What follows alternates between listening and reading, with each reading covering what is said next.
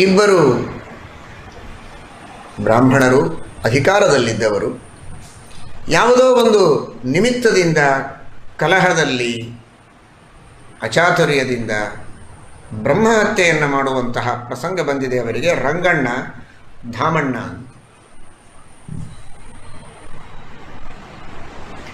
ಜನ ಎಲ್ಲ ಅವರನ್ನು ದೂರ ಇಟ್ಟಿದ್ದಾರೆ. ಬ್ರಹ್ಮಹತ್ಯೆಯನ್ನು ಮಾಡಿದ್ದೀರಿ, ಹತ್ತಿರ ಬರಬೇಡಿ ಅಂತ.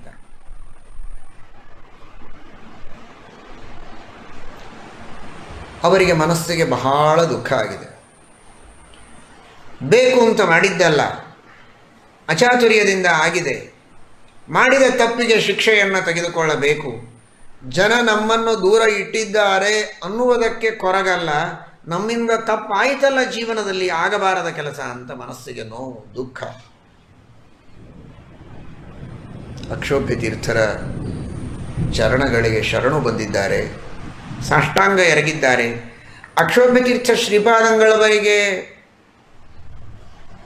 ಮಾಡಿದ ಪಾದಪೂಜೆಯ ಜಲವನ್ನು, ಆ ಜಲದ ಸಂಬಂಧ ಆದ ಮಣ್ಣನ್ನು ತಲೆಗೆ ಒತ್ತಿಕೊಂಡು ನೀರನ್ನು ಪ್ರೋಕ್ಷಣೆ ಮಾಡಿಕೊಂಡು ನಾವು ಪವಿತ್ರರಾದೆವು ಅಂತ ಭಾವಿಸಿ, ಆದರೂ ಹತ್ತಿರ ಬರದಂತೆ ದೂರದಲ್ಲಿ ನಿಂತಿದ್ದಾರೆ.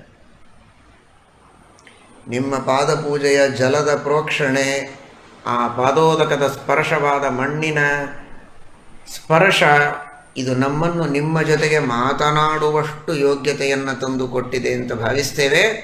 ಇಲ್ಲದಿದ್ದರೆ ಮಾತನಾಡುವಷ್ಟು ಯೋಗ್ಯತೆ ನಮ್ಮದಲ್ಲ, ತಪ್ಪು ಮಾಡಿದ್ದೇವೆ. ನಾವು ಮಾಡಿದ ತಪ್ಪಿಗೆ ಪ್ರಾಯಶ್ಚಿತ್ತವನ್ನು ತಾವು ಸೂಚನೆ ಮಾಡಬೇಕು, ನಮ್ಮನ್ನು ಉದ್ಧಾರ ಮಾಡಬೇಕು ಅಂತ ಪ್ರಾರ್ಥನೆ ಮಾಡಿಕೊಂಡಿದ್ದಾರೆ ರಂಗಣ್ಣ ಹಾಗೂ ಧಾಮಣ್ಣರು. ಅಕ್ಷೋಭ್ಯ ತೀರ್ಥರು ಮಹಾಜ್ಞಾನಿಗಳು, ನೋಡಿದ್ದಾರೆ ಈ ಜೀವರು ಸಾತ್ವಿಕರು ಅಂತ ಅನಿಸುತ್ತೆ. ಯಾಕೆಂದರೆ ಪಶ್ಚಾತ್ತಾಪ ಆಗಿದೆ ಅವರಿಗೆ. ದುರ್ಜನರಿಗೆ ತಾವು ಮಾಡಿದ್ದೇ ಸರಿ ಅಂತ ಅನಿಸುತ್ತೆ. ಕೆಟ್ಟ ಕೆಲಸವನ್ನು ಮಾಡಿದರೂ ಅವರಿಗೆ ದುಃಖ ಇರೋದಿಲ್ಲ, ಸಂತೋಷ ಇರ್ತದೆ, ನಾವು ಮಾಡಿದ್ದು ಸರಿ ಅಂತಂತಾರೆ. ಇವರಿಗೆ ಮನಸ್ಸಿಗೆ ಇಷ್ಟು ನೋವಾಗಿದೆ, ದುಃಖವಾಗಿದೆ ಅಂದರೆ ಇವರು ಸಜ್ಜನರು. ಹಾಗಾದರೆ ಇವರ ಉದ್ಧಾರವನ್ನು ಮಾಡಬೇಕು. ಆದರೆ ನಮಗೇನಾದರೊಂದು ಪ್ರಾಯಶ್ಚಿತ್ತವನ್ನು ಹೇಳಿ ಅಂತ ಬಂದು ಕೇಳಿದ ಮಾತ್ರಕ್ಕೆ ಭಾರೀ ಪಶ್ಚಾತ್ತಾಪವಾದಂತೇನಲ್ಲ, ಇನ್ನೂ ಪರೀಕ್ಷೆ ಮಾಡೋಣ ಅಂತ. ಎತ್ತರದ ಗಿಡ, ರಭಸದಿಂದ ಹರಿಯುವಂತಹ ನದಿ ಮಹಾಪುರ, ಆ ಗಿಡದ ಮೇಲೆ ಹತ್ತಿ ಗಿಡದ ತುದಿಗೆ ಬಂದು ಮಾಡಿದ ತಪ್ಪಿಗೆ ಪ್ರಾಯಶ್ಚಿತ್ತ ಮಾಡಿಕೊಳ್ತೇವೆ, ನಾವಿಂಥ ತಪ್ಪು ಮಾಡಿದ್ದೇವೆ ಅಂತ ಘೋಷಣೆ ಮಾಡಿ ಮೇಲಿನಿಂದ ಇಬ್ಬರೂ ಹಾರಿ ನಿಮ್ಮ ಪ್ರಾಣವನ್ನು ಬಿಡಬೇಕು, ನೀವು ಇನ್ನೊಬ್ಬರ ಪ್ರಾಣ ತೆಗೆದದ್ದಕ್ಕೆ ನಿಮ್ಮ ಪ್ರಾಣ ಕೊಡುವುದೇ ಪ್ರಾಯಶ್ಚಿತ್ತ. ಅಕ್ಷೋಭ್ಯ ತೀರ್ಥರು ನಿರ್ಣಯ ಹೇಳಿದ್ದಾರೆ. ರಂಗಣ್ಣ ಧಾಮಣ್ಣರು ಹಿಂದೆ ಮುಂದೆ ನೋಡದಂತೆ ನೇರವಾಗಿ ಪಟಪಟ ಅಂತ ಗಿಡ ಹತ್ತಿದ್ದಾರೆ ಬೆಕ್ಕಿನಂತೆ. ಗಿಡ ಹತ್ತಿದವರೇ ಗಿಡದ ತುದಿಗೆ ಏರಿ, ಗುರುಗಳೇ ಅನುಜ್ಞೆಯನ್ನು ಕೊಡಿ, ಇಕೋ ಬಿದ್ದೆವು ಅನ್ನುವ ರೀತಿಯಲ್ಲಿ ಇನ್ನೇನು ತಮ್ಮ ಪ್ರಾಣವನ್ನು ತ್ಯಾಗ ಮಾಡುವುದಕ್ಕೆ ಹಾರುವ ಸ್ಥಿತಿಯಲ್ಲಿರುವಾಗ ಕೆಳಗಿಳಿದು ಬನ್ನಿ ಅಂತ ಕರೆದಿದ್ದಾರೆ ಅಕ್ಷೋಭ್ಯ ತೀರ್ಥರು. ಹಾಗಾದರೆ ಪ್ರಾಣ ಬಿಡುವಷ್ಟು ಅವರಲ್ಲಿ ಸಿದ್ಧತೆ ಇದೆ ಅಂದರೆ ಅಷ್ಟು ಮನಸ್ಸಿಗೆ ದುಃಖವಾಗಿದೆ. ಇಷ್ಟು ದುಃಖ ಆದರೆ ಪಶ್ಚಾತ್ತಾಪೇನ ಶುದ್ಧತಿ. ಹಾಗಾದರೆ ಅವರು ಶುದ್ಧಿಯನ್ನು ಪಡೆದುಕೊಳ್ಳುವ ಯೋಗ್ಯತೆಯನ್ನು ಪಡೆದಿದ್ದಾರೆ ಅಂತ ಗೊತ್ತಾಗಿ, ಆಮೇಲೆ ತಾವು ತಮ್ಮ ವಿಶಿಷ್ಟವಾದ ಮಂತ್ರದಿಂದ ಅಭಿಮಂತ್ರಿತವಾದಂತಹ ಶಂಖೋದಕ, ದೇವರ ಪೂಜೆಯನ್ನು ಮಾಡಿದಂತಹ ಪವಿತ್ರವಾದ ಆ ಶಂಖೋದಕದಿಂದ ಅವರಿಗೆ ಪ್ರೋಕ್ಷಣೆ ಮಾಡಿದ್ದಾರೆ. ಇನ್ನು ಮೇಲೆ ನೀವು ಶುದ್ಧರಾಗಿದ್ದೀರಿ, ನಿಮ್ಮ ಎಲ್ಲ ಕಾರ್ಯಗಳಲ್ಲಿ ನೀವು ಎಲ್ಲರ ಜೊತೆಗೆ ಸೇರಿಕೊಂಡು ಮೊದಲಿನಂತೆ ಇರಬಹುದು. ಇಷ್ಟು ದಿನ ಜನ ನಿಮ್ಮನ್ನು ಸಮಾಜದಿಂದ ದೂರ ಇಟ್ಟಿದ್ದಾರೆ, ಬಹಿಷ್ಕಾರ ಹಾಕಿ ದೂರ ಸರಿಸಿದ್ದಾರಲ್ವ, ಇನ್ನು ಮುಂದೆ ನೀವು ಎಲ್ಲರ ಜೊತೆಗೆ ಸೇರಿಕೊಂಡಿರಬಹುದು ಅಂತ ಆದೇಶ ಮಾಡಿದರು. ಆದೇಶವನ್ನು ರಂಗಣ್ಣ ಧಾಮಣ್ಣರಿಗೆ ಮಾಡಿದ್ದಾರೆ ಅಕ್ಷೋಭ್ಯ ತೀರ್ಥರು. ಸಮಾಜ ಅದನ್ನು ಒಪ್ಪಲಿಲ್ಲ. ಶಂಖೋದಕದ ಪ್ರೋಕ್ಷಣೆ ಮಾಡಿದ ಮಾತ್ರಕ್ಕೆ ಹೇಗೆ ಶುದ್ಧಿಯಾಗುವುದಕ್ಕೆ ಸಾಧ್ಯ? ಇಂತಹ ದೊಡ್ಡ ಪಾಪ ಇದು ಅಂತ ಅಕ್ಷೋಭ್ಯ ತೀರ್ಥರು ಅವರ ಯೋಗ್ಯತೆಯನ್ನು ಪರಿಶೀಲಿಸಿ ಅವರಿಗಾದ ಪಶ್ಚಾತ್ತಾಪವನ್ನೆಲ್ಲ ಪರಿಗಣಿಸಿ ಆ ಪಶ್ಚಾತ್ತಾಪದಿಂದಲೇ ಅವರು ಶುದ್ಧರಾಗಿದ್ದಾರೆ. ಅಂಥವರಿಗೆ ಇನ್ನೂ ವಿಶೇಷವಾದ ಶುದ್ಧಿಯನ್ನು ಈ ಶಂಖೋದಕದ ಮೂಲಕ ತಮ್ಮ ಪವಿತ್ರವಾದ ತಪಸ್ಸು ಹಾಗೂ ಮಂತ್ರಗಳ ಬಲದಿಂದ ಅವರನ್ನು ಶುದ್ಧಗೊಳಿಸಿದ್ದಾರೆ. ಆ ಆತ್ಮವಿಶ್ವಾಸ ಅಕ್ಷೋಭ್ಯತೀರ್ಥರಿಗಿದೆ, ಇವರು ಶುದ್ಧರಾಗಿದ್ದಾರೆ ಎನ್ನುವ ನಂಬಿಕೆ ಇದೆ. ಆದರೆ ಜನರು ಒಪ್ಪಲಿಲ್ಲ, ಅವರನ್ನು ಸೇರಿಸಿಕೊಳ್ಳಲಿಲ್ಲ. ಆಗ ಅವರ ಬಂಧು ಬಾಂಧವರನ್ನೆಲ್ಲ ಕರೆದಿದ್ದಾರೆ. ನೋಡಿ, ಒಂದು ಗುಣ, ಒಂದು ದೋಷ. ಗುರುಗಳ ಮೇಲೆ ವಿಶ್ವಾಸ ಮಾಡಲಿಲ್ಲ ಅನ್ನುವ ದೋಷ ಒಂದು ಆ ಬಂಧು ಬಾಂಧವರಲ್ಲಿದ್ದರೂ ಕೂಡ ಅಂತೂ ಅವತ್ತಿನ ಕಾಲದ ಜನ ತಪ್ಪು ಮಾಡಿದ ವ್ಯಕ್ತಿಯನ್ನು ದೂರ ಇಡಬೇಕು ಅನ್ನುವ ಒಂದು ಪ್ರಜ್ಞೆಯನ್ನು ಇಟ್ಟುಕೊಂಡಿದ್ದರು. ಇದೊಂದು ಗುಣ. ಅಂದರೆ ಇನ್ನೊಮ್ಮೆ ಇಂಥ ತಪ್ಪು ಮಾಡಬಾರದು ಅನ್ನುವ ಎಚ್ಚರ ಜನರಿಗೆ ಬರುತ್ತೆ. ಆದರೆ ಆ ರೀತಿ ದೂರ ಇಟ್ಟದ್ದು ಸರಿ, ಗುರುಗಳು ಹೇಳಿದ ಮೇಲೆ ಕೇಳಬೇಕಾಗಿತ್ತು, ಅದನ್ನು ಕೇಳದೇ ಇರುವುದು ತಪ್ಪು. ಸರಿ, ಆಗ ಅಕ್ಷೋಭ್ಯತೀರ್ಥರು ಶುದ್ಧವಾದ ಒಂದು ವಸ್ತ್ರವನ್ನು ತೆಗೆದುಕೊಂಡು ಬನ್ನಿ ಅಂತ ಹೇಳಿದ್ದಾರೆ. ಶುದ್ಧವಾದ ಶುಭ್ರ ವಸ್ತ್ರವನ್ನು ಎದುರಿಗೆ ತಂದಿಟ್ಟರು. ಕೇರೆಣ್ಣೆಯಲ್ಲಿ ಎದ್ದಿದ್ದಾರೆ, ಕಪ್ಪಾಗಿ ಹೋಯಿತು. ತಮ್ಮ ಒಬ್ಬ ಶಿಷ್ಯರಿಗೆ ಆಜ್ಞೆ ಮಾಡಿದ್ದಾರೆ, ಈ ಬಟ್ಟೆಯನ್ನು ತೆಗೆದುಕೊಂಡು ಗಂಗಾದಿ ಎಲ್ಲ ತೀರ್ಥಗಳಲ್ಲಿ ಇದನ್ನು ಎದ್ದಿಕೊಂಡು ಬನ್ನಿ ಅಂತ. ಎಲ್ಲ ತೀರ್ಥಗಳಿಗೆ ಹೋಗಿ ಯಾತ್ರೆ ಮಾಡಿಕೊಂಡು ಅದನ್ನು ಎದ್ದಿಕೊಂಡು ಬಂದಿದ್ದಾರೆ ಆ ಶಿಷ್ಯರು. ಅಷ್ಟೊತ್ತಿಗಾಗಲೇ ವರ್ಷ ಆಗಿರ್ಬೋದು. ಅಷ್ಟೆಲ್ಲ ತೀರ್ಥಯಾತ್ರೆ ಮಾಡಿಕೊಂಡು ಬಂದರೆ ಆ ಕೇರೆಣ್ಣೆಯಲ್ಲಿ ಎದ್ದಿದ ಕಪ್ಪು ಬಟ್ಟೆ ಹೇಗಿರುತ್ತೆ? ಕಪ್ಪಾಗಿಯೇ ಇತ್ತು. ಅದೇ ಬಟ್ಟೆಯನ್ನು ಅದೆಲ್ಲ ಬಂಧು ಬಾಂಧವರನ್ನು ಕರೆಸಿ ಎಲ್ಲರ ಎದುರಿನಲ್ಲಿ ಮುಂದಿಡಿಸಿ ತಾವು ಶಂಖೋದಕದಿಂದ ಅದನ್ನು ಪ್ರೋಕ್ಷಣೆ ಮಾಡಿದರೆ ಮೊದಲಿನಂತೆ ಶುಭ್ರವಾಗಿದೆ. ಆಗ ಅವರಿಗೆ ಅವರೆಲ್ಲರ ಅಭಿಪ್ರಾಯ, ತೀರ್ಥಯಾತ್ರಾದಿಗಳನ್ನು ಮಾಡುವ ದೊಡ್ಡ ಪ್ರಾಯಶ್ಚಿತ್ತ ಹೇಳಬೇಕಾಗಿತ್ತಿವರು ಅಂತ, ಬರೀ ಪ್ರೋಕ್ಷಣೆ ಮಾಡಿದ್ರಲ್ಲ ಅಂತ. ಆ ತೀರ್ಥಯಾತ್ರಾದಿಗಳನ್ನು ಮಾಡಿ ಎಲ್ಲ ತೀರ್ಥದ ಜಲದಲ್ಲಿ ಹಾಕಿದರೂ ಶುದ್ಧವಾಗದ ಆ ಬಟ್ಟೆಯನ್ನು ತಮ್ಮ ಶಂಖೋದಕದ ಪ್ರೋಕ್ಷಣೆಯಿಂದ ಶುದ್ಧ ಮಾಡಿದಾಗ ಜನಗಳಿಗೆ ವಿಶ್ವಾಸ ಬಂದಿದೆ. ತ್ರೈಲೋಕ್ಯೇ ಯಾನಿ ತೀರ್ಥಾನಿ ವಾಸುದೇವಸ್ಯ ಚಾಜ್ಞೆಯ ಶಂಖೇ ತಿಷ್ಠಂತಿ ವಿಪ್ರೇಂದ್ರ ತಸ್ಮಾತ್ ಶಂಖಂ ಪ್ರಪೂಜಯೇತ್. ಈ ಶ್ಲೋಕವನ್ನು ಎಲ್ಲರೂ ಹೇಳ್ತೇವೆ, ಆದರೆ 3 ಲೋಕದ ಎಲ್ಲ ತೀರ್ಥಗಳ ಸನ್ನಿಧಾನ ಆ ಶಂಖದಲ್ಲಿದೆ ಅಂತ ಭಕ್ತಿಯಿಂದ ಚಿಂತನ ಮಾಡಿ ಆ ಶಂಖ ಚಕ್ರ ಗದಾ ಪದ್ಮಧರನಾದ ಪರಮಾತ್ಮನನ್ನು ಭಕ್ತಿಯಿಂದ ಚಿಂತಿಸಿ ಪೂಜಿಸುವ ಅಕ್ಷೋಭ್ಯ ತೀರ್ಥರ ಮಂತ್ರದ ಬಲದಿಂದ, ಪ್ರಾರ್ಥನೆಯ ಮಹಿಮೆಯಿಂದ ಆ ಎಲ್ಲ ತೀರ್ಥಗಳು, ತದಭಿಮಾನಿ ದೇವತೆಗಳು, ಅಲ್ಲಿರುವ ತನ್ನಿಯಾಮಕ ಭಗವದ್ರೂಪಗಳು ಪ್ರಸನ್ನವಾಗಿ ಇವರ ಪ್ರಾರ್ಥನೆಗೆ ಓಗೊಟ್ಟು ಆ ವ್ಯಕ್ತಿಗಳನ್ನು ಶುದ್ಧಗೊಳಿಸಿದ್ದಾರೆ ಅಂತ ನಾವು ಚಿಂತನೆ ಮಾಡಬೇಕು. ಅದು ಸಾಮಾನ್ಯರಿಗೆ ಸಾಧ್ಯವಾಗದ ಮಾತು. ನಮ್ಮ ಭಕ್ತಿಗೆ ತಕ್ಕ ಹಾಗೆ ನಾವು ಪ್ರಾರ್ಥನೆ ಮಾಡಿದರೆ, ಶಂಖದ ಪೂಜೆ ಮಾಡಿದರೆ ನಮಗೂ ದೇವರ ಅನುಗ್ರಹ ಮಾಡುತ್ತಾನೆ, ನಮ್ಮ ಯೋಗ್ಯತೆಗೆ ತಕ್ಕಷ್ಟು. ಅಕ್ಷೋಭ್ಯ ತೀರ್ಥರ ಯೋಗ್ಯತೆ ಬಹಳ ದೊಡ್ಡದು. ಅಂತಹ ಮಹಾನುಸಂಧಾನದಿಂದ ಅವರು ಪೂಜೆ ಮಾಡಿ ಪ್ರೋಕ್ಷಣೆ ಮಾಡಿದ್ದಕ್ಕೆ ಬ್ರಹ್ಮಹತ್ಯೆಯಂತಹ ದೋಷವೂ ಕೂಡ ದೂರವಾಗಿದೆ, ಪರಿಹಾರವಾಗಿದೆ.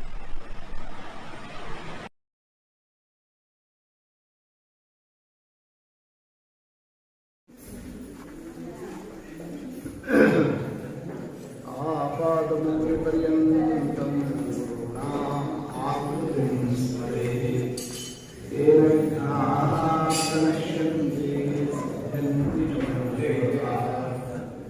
वेदशास्त्रपुराणादिमर्मसद्धर्मबोधकान् प्रादारगुरून् वन्दे गुरुभक्तेव सागरान्। वेदशास्त्रपुराणार्थरसपीयूषवर्षकान् शिष्यवात्सल्यभरितान् चारिकालगुरुन्दे। वेदशास्त्रपुराणाब्धिविक्रीडनविषादतान् श्रीसत्यध्यानतीर्थाढ्यान् उपतिष्ठे गुरुं मम। पूज्याय राघवेन्द्राय सत्यधर्मरताय च भजतां कल्पवृक्षाय नमतां कामधेनवे। श्रीमद्रमारमण संकीर्तनासंगीत व्याख्यानादलतानिरदुष्टदर्पं दुर्वादिवारण विदारण दक्षदीक्षं अक्षोभ्यतीर्थमृगराजमहं नमामि। प्रथमो हनुमान् नाम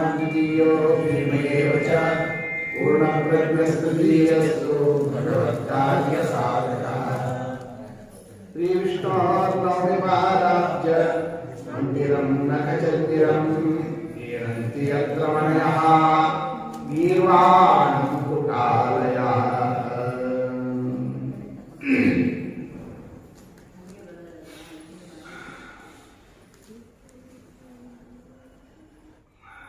ಸಂಸ್ಕಾರದಲ್ಲಿ ಪುರುಷರಿಗೆ ಬಹು ಪ್ರಧಾನವಾದ ಸಂಸ್ಕಾರ ಉಪನಯನ ಸಂಸ್ಕಾರ.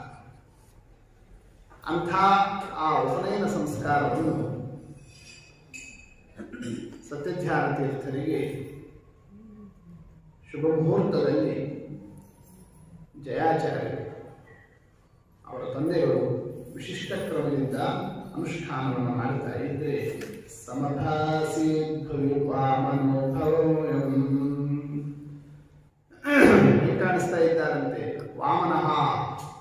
ವಾಮನದೇವರಂತೆ ಯಾರು ಸತ್ಯಧ್ಯಾನ ತೀರ್ಥರು ವಿರಾಜಿಸ್ತಕ್ಕಂಥ ಇದು ಕೊಡಿ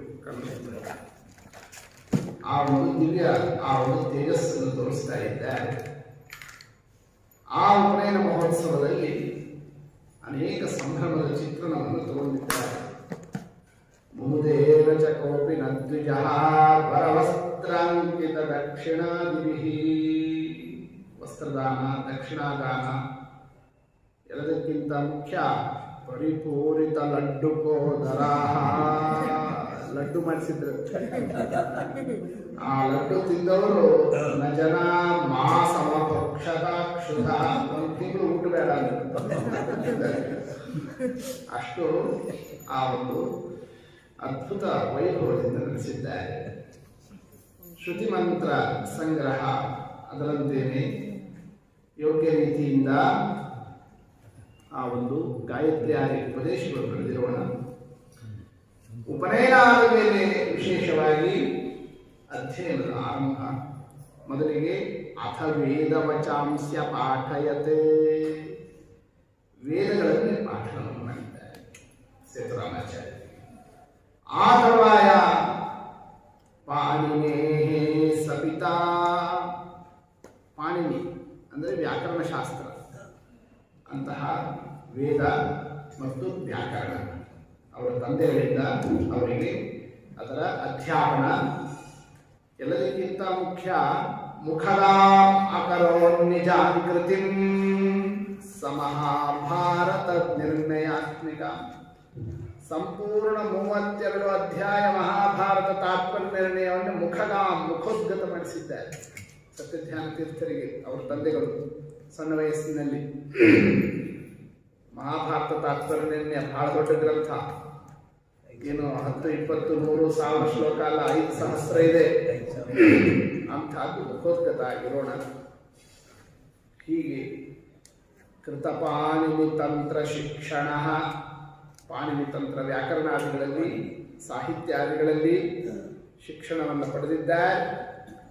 14ನೇ ವಯಸ್ಸಿನಲ್ಲೇನೆ ವಯಸಾ ಷಷ್ಟಿಮತಿಕ್ರಮಜ್ಜನಾನ್ನೇ 60 ವರ್ಷದ ವಿದ್ವಾಂಸರನ್ನು ಮೀರಿಸ್ತಿದ್ರು.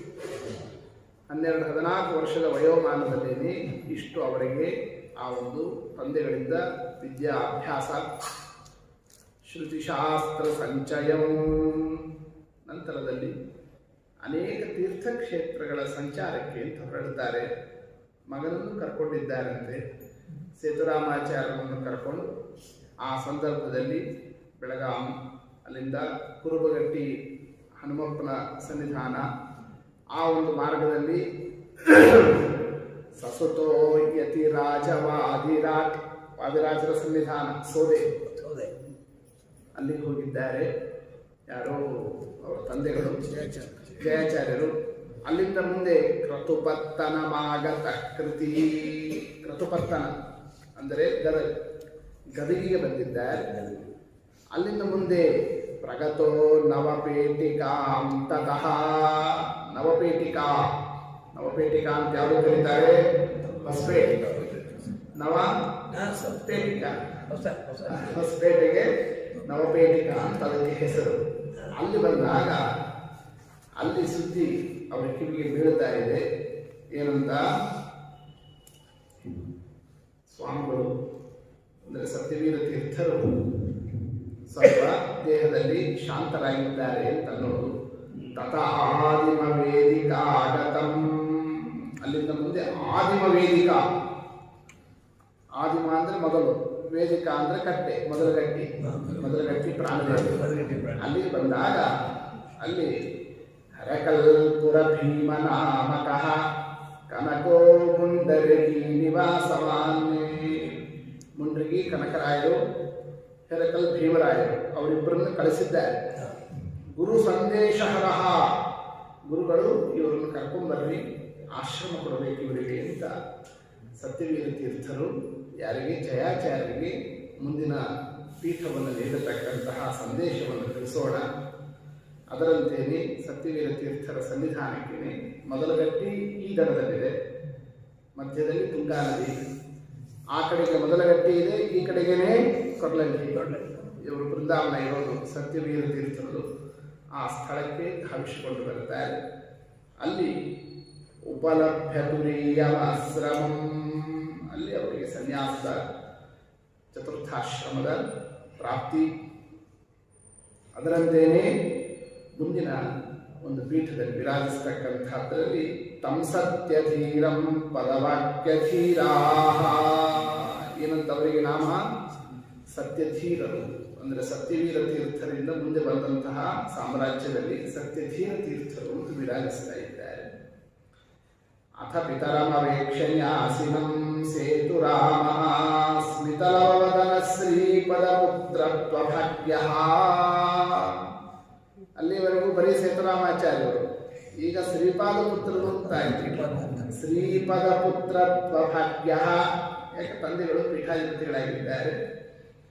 ಆ ಒಂದು ಸಂದರ್ಭದಲ್ಲಿ ಮಠದಲ್ಲಿ ಒಳ್ಳೆಯ ಗೌರವ ಆಧಾರದಿಂದ ವಿರಾಜಿಸ್ತಕ್ಕಂತಹ ಸಂದರ್ಭದಲ್ಲಿ ಪಾಠಯನ್ ಉಪನಿಷತ್ ವಚನಾನಿ, ಆಗ ತಂದೆಗಳಲ್ಲಿ ಸತ್ಯಧೀರ ತೀರ್ಥರಲ್ಲಿ ವೇದಾಂತವನ್ನು ಅಧ್ಯಯನವನ್ನು ಮಾಡುತ್ತಾರೆ. ಉಪನಿಷತ್ತುಗಳು, ಭಾಷ್ಯಾದಿ ಗ್ರಂಥಗಳು, ಆ ಅಧ್ಯಯನದ ಸಂದರ್ಭದಲ್ಲೇನೆ ಬೇರೆ ಬೇರೆ ಶಾಸ್ತ್ರಾಂತರಗಳ ಅಧ್ಯಯನ ಆಗಬೇಕು ಅಂತ ಆ ಸಂದರ್ಭದಲ್ಲಿ ಅನೇಕ ವಿದ್ವಾಂಸರನ್ನು ಕರೆಸ್ತಾರೆ, ದೊಡ್ಡ ದೊಡ್ಡ ವಿದ್ವಾಂಸರು. ಆ ವಿದ್ವಾಂಸರಲ್ಲಿ ಇವರಿಗೆ ಯಾರು ಅತ್ಯಂತ ಸೂಕ್ತ ಅಂತ ಅನಿಸಿದ್ದು ರಂಗಂ ಪೇಟಪುರ ರಾಘವ ನಾಮ ತರ್ಕತಂತ್ರ ಕುಶಲಸ್ತತ ಕೀರ್ತಿ. ರಂಗಪೇಟಪುರ ರಾಘವ ನಾಮ, ರಂಗಂಪೇಟೆ ರಾಮಾಚಾರ್ಯರು ಅಂತ ತರ್ಕಶಾಸ್ತ್ರದಲ್ಲಿ ಬಹಳ ದೊಡ್ಡ ವಿದ್ವಾಂಸರು. ಅವರಿಂದ ತರ್ಕಶಾಸ್ತ್ರದ ಅಭ್ಯಾಸ ಯಾರಿಗೆ? ಸೇತುರಾಮಾಚಾರ್ಯರಿಗೆ. ಇನ್ನು ತಮ್ಮ ಬುದ್ಧಿಯಿಂದಲೇ ಇತರ ಶಾಸ್ತ್ರಗಳ ಪ್ರಮುಖ ಗ್ರಂಥಗಳನ್ನೆಲ್ಲ ತಾವೇ ಅಧ್ಯಯನವನ್ನು ಮಾಡಿದ್ದಾರೆ. ಜೈಮಿನೀಯ ನಿಚಯಂ ನಿಜ ಬುದ್ಧ್ಯ, ಜೈಮಿನೀಯ ಶಾಸ್ತ್ರ ಅಂದರೆ ಮೀಮಾಂಸಾ, ಅದನ್ನು ಸ್ವಬುದ್ಧಿಯಿಂದಲೇ ತಾವು ಅಷ್ಟು ಅದರ ಪರಿಶ್ರಮವನ್ನು ಪಟ್ಟರು ಅಂತ ಕಥಾ. ಹೀಗೆ ಅನೇಕ ಶಾಸ್ತ್ರಗಳಲ್ಲಿ ನಿಷ್ಣಾತರಾಗಿದ್ದಾರೆ. ಯೋಗಿರಾಡಗಮದುತ್ತರ ದೇಶಂ, ಪೀಠಾಧಿಪತಿಗಳು ಸತ್ಯಧೀರರು ತಂದೆಗಳೇ. ಇವರು ಒಳ್ಳೆ ಶಾಸ್ತ್ರದಲ್ಲಿ ನಿಷ್ಣಾತರಾದರು. ಮಗನನ್ನು ಕರ್ಕೊಂಡು ಉತ್ತರ ದಿಗ್ವಿಜಯವನ್ನೇ ಕಾಶಿ ಮೊದಲಾದ ಸ್ಥಳಗಳಿಗೆ ಸತ್ಯಧೀರ ತೀರ್ಥರು ಆ ಸಂದರ್ಭದಲ್ಲಿ ಹೊರಟಿದ್ದಾರೆ. ಅನೇಕ ಕಡೆಯಲ್ಲಿ ವಾದಿಗಳನ್ನೇ ದಿಗ್ವಿಜಯವನ್ನು ಮಾಡಿದ್ದಾರೆ. ವಿಷ್ಣು ಪಾದಮಹಿತಂ ಸಮುಪೇತ್ಯ, ಹೀಗೆ ವಿಷ್ಣುಪಾದ ಕ್ಷೇತ್ರಾದಿಗಳಲ್ಲಿ ಗಯಾದಿಗಳಲ್ಲಿ ಸಂಚಾರವನ್ನು ಮಾಡಿಕೊಂಡು ಬರುತ್ತಾರೆ. ಪ್ರೌಢರಾಗಿದ್ದಾರೆ. ಆ ಸಂದರ್ಭದಲ್ಲಿ ಇವರಿಗೆ ವಿವಾಹವನ್ನು ನಡೆಸ್ತಕ್ಕಂತಹ ಒಂದು ವಿಚಾರ ಸೇತುರಾಮಾಚಾರ್ಯರಿಗೆ ದಾತೃವಂಶ ಪರಿಭೂಷಿತ ಜನ್ಮ. ಆ ಸಂದರ್ಭದಲ್ಲಿ ದಾತಾರ ಎಂಬತಕ್ಕ ವಂಶ, ಆ ದಾತೃವಂಶದಲ್ಲಿ ಬಂದಿರತಕ್ಕಂತಹ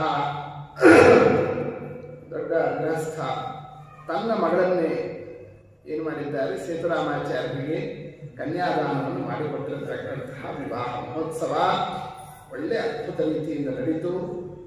ಆ ವಿವಾಹ ಆದ ಮೇಲೆ ಇವರು ತಮ್ಮ ಪತ್ನಿ ಜೊತೆಗೆ ಗೃಹಸ್ಥಾಶ್ರಮ ನಡೆಸ್ತಕ್ಕ ಸಂದರ್ಭದಲ್ಲಿ ಹೆಂಡತಿ ಮನೆಗೆ ಬಂದಾಗ ಆಗ ಅಂತಾರಂತೆ, ಪೂರ್ವಮೇವ ಸಮುಪಾಗತ ವಿದ್ಯಾ ಕಾಮಿನಿ ನಿರತಮಾನಸಮೇನಂ ನಾಥಮಾನತಮುಖಿ ಸದಮರ್ಷಾ ಲೋಕದೇವ ಸುದತಿ ಗೃಹಮಾಪ್ತ. ಹೆಂಡತಿ ಅಂದ್ರಂತೆ, ನೀ ಬರೋದು ನನ್ನ ಕೈ ಹಿಡ್ಕೊಂಡಿಯಾ, ಆದರೆ ನಿನಗಿಂತ ಮೊದಲೇ ನಮ್ಮ ಮದುವೆ ಯಾಕೆ ಹೋಗಿದೆ ಅಂತ ಯಾರು ಸೇತ್ರ. ಪೂರ್ವಮೇವ ಸಮುಪಾಗತ ಕಾಮಿನಿ, ಯಾವ ಕಾಮಿನಿ? ವಿದ್ಯಾ ಕಾಮಿನಿ ನಿರತಮಾನಸಮೇನಂ, ವಿದ್ಯೆ ಎಂಬತಕ್ಕಂತಹ ಆ ಕಾಮಿನಿಯಲ್ಲಿ ನಾನು ಆಸಕ್ತನಾಗಿ ಬಿಟ್ಟೀನಿ. ಅಂದೇನು ನನ್ನ ಕೈ ಹಿಡ್ಕೊಂಡು ನೀನು ಆನಂದ ಪಡ್ತೀಯಾ ಅಂತಂತ ಯಾರಂದ್ರಂತೆ ಸೇತರಾಮಾಚಾರ್ಯ ಹಾಸ್ಯ ಮಾಡಿದ್ರು. ಪೂರ್ವಗಾಮಾಗತವತಿ ಖಲ್ ಸೀತೆ, ಅವರ ಹೆಸರು ಸೀತಾಬಾಯಿ. ಸತ್ಯಧ್ಯಾನ ತೀರ್ಥರ ಪೂರ್ವಾಶ್ರಮದ ಪತ್ನಿಯರ ಹೆಸರು ಸೀತಾಬಾಯಿ. ರಾಮಣೀಯಕ ಗುಣ ರಮಣೀಯಂ, ಅದಕ್ಕೆ ಅವರಂತ ಇದ್ದಾರಂತೆ, ಲಜ್ಜಯಾನತಮುಖಿ ಸಮವೋಚತೆ ತಮ್ರರಕ್ಷ ವಿನಿರ್ಗತ ಕಾಂತ್ಯ. ಅವರೇನಂದ್ರಂತೆ ಉತ್ತರ ಕೊಡಬೇಕಾದ್ರೆ ಅವ್ರ ಮನೆಯವರು, ವೈದಿಕಾಯ ಭವತೆ ಪರಿದಾಯ ನಂದತಿ ಪ್ರಬುಧನಿ ಮಮ ತಾತಃ. ಬಹಳ ಶ್ರೀಮಂತರಂತೆ ಅವರಪ್ಪ. ಯಾರು? ಅವರ ಪತ್ನಿಯ ತಂದೆಗಳು ದಾತಾರ ವಂಶದವರು, ಲಕ್ಷಾಂತರ ರೂಪಾಯಿ ಇರುವಂಥವ್ರು, ಬಹಳ ಶ್ರೀಮಂತರಿದ್ದರು. ಪ್ರಬುಧನಿ ಅಂತದ್ದು, ಬೇಕಾದ ಐಶ್ವರ್ಯ ಇದೆ ನಮ್ಮಪ್ಪನಿಗೆ. ಅಂತ ನಮ್ಮಪ್ಪ ನಿಮಗೆ ಕನ್ಯಾದಾನ ಯಾಕೆ ಮಾಡಿಕೊಟ್ರು? ಏನ್ ನೋಡಿಕೊಟ್ರು? ವೈದಿಕಾಯ ಭವತೆ ಪರಿದಾಯ, ವೈದಿಕ ಬ್ರಾಹ್ಮಣ ಕೊಟ್ಟಿದ್ದಾರೆ ಬರ್ತದೆ. ಯತ್ ಪ್ರಸಂಗ ಬಲತಃ, ಏನ್ ನೋಡಿಕೊಟ್ಟಿದ್ದಾರೆ ಅವರು? ನಿಮ್ದು ರಕ್ತ ನೋಡಿಕೊಟ್ರೇನು? ನಿಮ್ಮ ವಿದ್ಯಾ ನೋಡಿ ಅದಕ್ಕೆ ನಿಮಗೆ ಕನ್ಯಾದಾನವನ್ನು ಮಾಡಿರ್ತಕ್ಕಂಥದ್ದು. ಆದ್ದರಿಂದ ಯಾವ ವಿದ್ಯೆ ಇರೋದರಿಂದ ನಮ್ಮ ತಂದೆ ನಿಮಗೆ ನನ್ನನ್ನು ಕನ್ಯಾದಾನ ಮಾಡಿಕೊಟ್ರು, ಆ ವಿದ್ಯಾ ಸೇವಾಕ್ಕೆ ಅನುಗುಣವಾಗಿ ನಿಮ್ಮ ಸೇವಾ ಮಾಡ್ತೀನಿ ನಾನು ಅಂತ ಯಾರಂತ ಇದ್ದಾರೆ? ಅವರ ಧರ್ಮಪತ್ನಿಯರು ಮಾತನಾಡಿದರು. ಪಿತರಮೇಶ ಕದಾಚಿತೆ. ವಿವಾಹ ಎಲ್ಲ ಆದ ಮೇಲೆ ಪಾಠ ಪ್ರವಚನ, ಅಧ್ಯಯನ, ಅಧ್ಯಾಪನ ಬ್ರಾಹ್ಮಣನ ಕರ್ತವ್ಯ. ಏನು ಪಾಠ ಹೇಳಬೇಕಂತ ಅವರು ಸೇತುರಾಮಾಚಾರ್ಯರು ಕಡೆಗೆ ಮಠ ಬೇಡ ಅಂತ ಅನಿಸ್ಬಿಟ್ಟಿರಂತೆ. ತಂದೆ ಹತ್ರ ಹೇಳಿದ್ರಂತೆ, ಪೀಠಾಧಿಪತಿಗಳೇ ತಂದೆಗಳು, ನೋ ಮಠೆ ಜಟಿಲ ಕಾರ್ಯ ವಿಲೋಲೆ, ಮಠದಲ್ಲಿ 108 ಕಾರ್ಯಗಳು, ಕೆಲಸಗಳು, ವಿಚಾರಗಳು, ಈ ಗದ್ದಲದಲ್ಲಿ ಪಾಠ ಚೆನ್ನಾಗಿ ಆಗೋದಿಲ್ಲ. ಪಾಠ ನಮ್ಮ ಪ್ರಚಲತಿ ಹಚ್ಚಬೇಡ. ಆದ್ದರಿಂದ ನನಗೆ ಅಪ್ಪಣೆ ಕೊಡ್ರಿ, ನಾನು ಬೇರೆ ಏಕಾಂತ ಸ್ಥಳಕ್ಕೆ ಹೋಗಿ ಶಿಷ್ಯರನ್ನು ಕರ್ಕೊಂಡು ಪಾಠ ಹೇಳ್ತಾರೆ, ನನ್ನಷ್ಟಕ್ಕೆ ನಾನು ಕೂರ್ತೀನಿ ಅಂತ ಯಾರಂತ ಇದ್ದಾರೆ? ಸೇತುರಾಮಾಚಾರ್ಯರು. ಇಷ್ಟು ವಿಷಯವನ್ನು ತಿಳಿಸೋಣ. ಅದನ್ನು ಕೇಳಿ ಭಾವಿ ವಿರಹಾರ್ದಿತ ಚಿಂತ, ಫಲಪುರು ಪ್ರೀತಿ ಮಗನ ಮೇಲೆ. 5 ಮಕ್ಕಳು ಹುಟ್ಟಿದ ಮೇಲೆ ಹುಟ್ಟಿದವರು, ಅದರ ಮೇಲೆ ಬರೀ ಮಗ ಅಂತ ಅಷ್ಟೇ ಪ್ರೀತಿ ಅಲ್ಲ, ಒಳ್ಳೆ ಪ್ರತಿಭೆ, ವಿದ್ಯೆ, ಗುಣಾಢ್ಯರು, ಪ್ರೌಢರು, ವಾದಿ ದಿಗ್ವಿಜಯ ಮಾಡತಕ್ಕ ಸಮರ್ಥರು. ಅದನ್ನೆಲ್ಲ ನೋಡಿ ಇವರನ್ನ ಬಿಟ್ಟಿರಲ್ಲ. ಅದಕ್ಕೇನು ಮಾಡಿದ್ರಂತವರು? ಮಠನೇನೆ ಸಂಚಾರ ನಿಲ್ಲಿಸಿಬಿಟ್ರು. ಎಷ್ಟು 16 ವರ್ಷ ಇವ್ರು ಎಲ್ಲಿ ಪಾಠ ಹೇಳ್ತಾ ಕೂತಿರ್ತಾರೋ ಅಲ್ಲೇನೆ, ನಿಮ್ಗೆ ಎಲ್ಲಿ ಬೇಕೋ ಅಲ್ಲೇ ನಾವು ಅಲ್ಲೇ ಕೂತ್ಬಿಡ್ತೀವಿ ಅಂತ. ಆ ಸಂದರ್ಭದಲ್ಲಿ ಎಲ್ಲಿ ಹೋಗಿದ್ದಾರೆ? ಆತಪೂರ ಕೃತ ನಾಮ ಕರ್ಕೋಶೇ.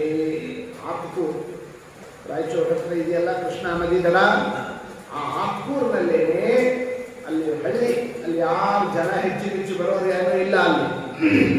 ಅಲ್ಲೇನೆ ಬಹು ವರ್ಷ ಪಾಠವನ್ನು ಮಾಡುತ್ತಾ ಇದ್ದಾರೆ. ಆ ಸಂದರ್ಭದಲ್ಲಿ ಅನೇಕ ವಿದ್ವಾಂಸರನ್ನು ಮಠಕ್ಕೆ ಕರೆಸ್ತಾರೆ. ಹಾಗೆ ಬಂದಿರತಕ್ಕ ಇಬ್ಬರು ಪ್ರಧಾನ ವಿದ್ವಾಂಸರು ಚಿತ್ತರೂರ ಪುರತಃ ಸಮುಯಾಯ ಸ್ವಾಮಿ ರಾಜೈತಿ ಪಂಡಿತರಾಜ. ಆ ಕಾಲದಲ್ಲಿ ದೊಡ್ಡ ಪಂಡಿತರವರು ಚಿಕ್ಕೇರೂರು ಸ್ವಾಮಿರಾಯಾಚಾರ್ಯರು ಅಂತ ಹರಪನಹಳ್ಳಿಯಲ್ಲಿದ್ದಂಥವರು. ಅವರು ಬಹಳ ತಪಸ್ವಿಗಳು. ಗಂಗಾ ಪ್ರತ್ಯಕ್ಷ ಅಂತ ಅವರೆಲ್ಲ ಕಥಾದಲ್ಲಿ ಬರ್ತದೆ. ಅವರು ಬಂದಿದ್ದಾರೆ. ಮತ್ತೊಬ್ಬರು ಪಂಡಿತರು ಬಂದಿರತಕ್ಕಂಥವರು ನಾಮ ರಾಜರಂಗ ವಿಬೋಧೋಗ್ರ ಯಶಸ್ವಿ ಕಸ್ತೂರಿ ರಂಗಾಚಾರ್ಯ. ಶ್ರೀ ವೈಷ್ಣವ ಪಂಡಿತರು.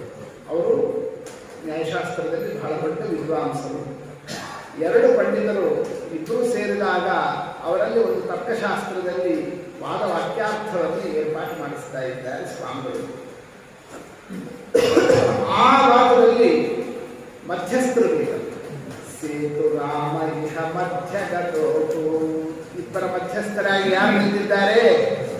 ಸೇತುರಾಮಾಚಾರ್ಯರು, ಸತ್ಯಧ್ಯಾನ ತೀರ್ಥರು. ಮಧ್ಯಸ್ಥರ ಕೆಲಸ ಬಹಳ ದೊಡ್ಡ ಕೆಲಸ. ಇವರು ಹೇಳಿದ್ದನ್ನೇ ತಾವು ತಿಳ್ಕೋಬೇಕು, ಆಮೇಲೆ ಮತ್ತು ಅವರು ಇವ್ರಿಗೆ ಹೇಳಬೇಕು. ಅವ್ರು ಹೇಳಿದ್ದನ್ನೇ ತಾವು ತಿಳ್ಕೊಂಡು ಇವ್ರು ಹೇಳಬೇಕು.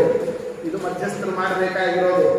ಅಂದರೆ ಇವ್ರು ಹೇಳಿದ್ದು ಅವ್ರು ಹೇಳಿದ್ದು ಇಬ್ಬರು ಹೇಳಿದ್ದು ತಿಳ್ಕೊಳ್ಳೋ ಶಕ್ತಿ ಇರಬೇಕು ಮಧ್ಯಸ್ಥನ ಗೊತ್ತಾಗದೆ. ಇಲ್ಲ ಅಂತಂದ್ರೆ ಸಾಧ್ಯ ಇಲ್ಲ. ಅಂದಮೇಲೆ ಮಧ್ಯಸ್ಥರ ಕೆಲಸ ಇದೆಯಲ್ಲ, ಅದು ಇಬ್ಬರಿಗೆ ಸರಿಸಾಟಿ ಇದ್ರೆ ಮಧ್ಯಸ್ಥರಾಗಲಿಕ್ಕೆ ಸಾಧ್ಯ. ಮತ್ತು ಅದಕ್ಕೇನೆ ಯಾರು ಮಧ್ಯಸ್ಥರನ್ನು ತಗೊಂಡ್ರು? ಅಸಿನಾ ತತ್ವಮಸಿನ ಪರಜೀವ ಪ್ರಭೇದಿನ ವಿದ್ಯಾರಣ್ಯಂ ಮಹಾರಣ್ಯಂ ಅಕ್ಷೋಭ್ಯಮುನಿರಕ್ಷಣತೆ.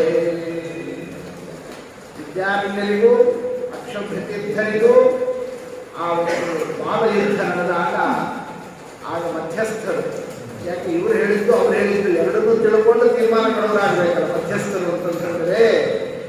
ಯಾರು ಮಧ್ಯಸ್ಥರು? ವೇದಾಂತಾಚಾರ್ಯ ನಾಮ. ವೇದಾಂತ ದೇಶಿಕರು, ವಿದ್ವಾಂಸರು ವೇದಾಂತ ದೇಶಿಕರು ಅಂತಂದ್ರೆ ಸಾಮಾನ್ಯ ವ್ಯಕ್ತಿಗಳಲ್ಲ ವೇದಾಂತ ದೇಶಿಕರು. ಇನ್ನೂ ನಿಜವಾಗಿ ಹೇಳಬೇಕು ಅಂತಂದರೆ ವಿಶಿಷ್ಟಾದ್ವೈತ ಮತದಲ್ಲಿ ರಾಮಾನುಜಾಚಾರ್ಯರಿಗಿಂತ ಹೆಚ್ಚಿನ ಕೆಲಸನೇ ಅವ್ರದ್ದು ಅಂತ ಅನಿಸ್ತದೆ. ಯಾರದು? ವೇದಾಂತ ದೇಶಿಕರು. ಅಷ್ಟು ಏಳನೇ ಗ್ರಂಥಗಳನ್ನು ನಿರ್ಮಾಣ ಮಾಡಿದ್ದಾರೆ. ಎಲ್ಲದರಲ್ಲೂ ಗ್ರಂಥ. ಕವಿತಾರ್ಕಿಕ ಸಿದ್ಧಾಂತವರು ಕವಿಗಳು ಹೌದು, ತಾರ್ಕಿಕರು ಹೌದು. ಅಂಥ ಸಿಂಹ ಯಾರು? ವೇದಾಂತ ದೇಶಿಕರು. ಅದ್ಭುತ ಪ್ರತಿಭಾ. ಶತದೂಷಣಿ ಮೊದಲಾಗಿರತಕ್ಕ ಗ್ರಂಥವನ್ನು ನಿರ್ಮಾಣವನ್ನು ಮಾಡಿದ್ದಾರೆ. ಅದರಂತೆ ನ್ಯಾಯ ಪರಿಶುದ್ಧಿ, ನ್ಯಾಯ ಸಿದ್ಧಾಂಜನ, ಅನೇಕ ಗ್ರಂಥಗಳು ವೇದಾಂತ ದೇಶಿಕರು ರಚಿಸಿರ್ತಕ್ಕಂಥದ್ದು. ದೊಡ್ಡ ಗ್ರಂಥಕಾರರು. ಇನ್ನು ಅದರ ಮೇಲೆ ವಿಷ್ಣು ಭಕ್ತಿ ಬಹಳ. ಶ್ರೀ ವೈಷ್ಣವರು ಆ ಸಂದರ್ಭದಲ್ಲಿ ಶೈವ ವೈಷ್ಣವ ಸಂಘರ್ಷಗಳು ನಡೆಯುವ ಕಾಲ. ಶಿವನನ್ನು ಆರಾಧಿಸುವವರು ಶೈವರು ನಮ್ಮದೇ ಕ್ಷೇತ್ರದಲ್ಲಿ ನಮ್ಮದೇ ಆಗಿರಬೇಕು, ಸ್ಥಳ ನಮ್ಮದೇ ಆಗಿರಬೇಕು, ಊರು ನಮ್ಮದೇ ಆಗಿರಬೇಕು, ರಸ್ತೆ ನಮ್ಮದೇ ಆಗಿರಬೇಕು ಅಂತ ಅವರು ಇವರು ವಿವಾದಗಳು ಇದೆಲ್ಲ ಆಗ ಶೈವ ವೈಷ್ಣವ ಸಂಘರ್ಷದ ಅನೇಕ ಚರಿತ್ರೆಗಳು ಹೋಗಿದ್ದಾರೆ. ಏನು ಮಾಡಿದ್ರಂತೆ ಇವರಿಗೆ? ಇವರ ವಿರೋಧಿಗಳು ಇವರು ಮನೆ ಮುಂದೆ ವೇದಾಂತ ದೇಶಿಕರ ಮನೆ ಮುಂದೆ ಏನು ಮಾಡಿದ್ದಾರೆ? ಚಪ್ಪಲಿ ತಂದು ಬರೀ ಚಪ್ಪಲಿ ಹಾಕಿದ್ರು. ಅಷ್ಟು ಇವರಿಗೆ ಪ್ರತಿರೋಧ. ಇವರು ಎಂಥ ಚತುರರು ಅಂತಂದ್ರೆ ಅದನ್ನೆಲ್ಲ ನೋಡಿದರು. ಆಗ ಒಂದು ಗ್ರಂಥನೇ ಬರೆದ್ಬಿಟ್ರು, ಪಾದುಕಾ ಸಹಸ್ರ ಮಾಡಿದರು.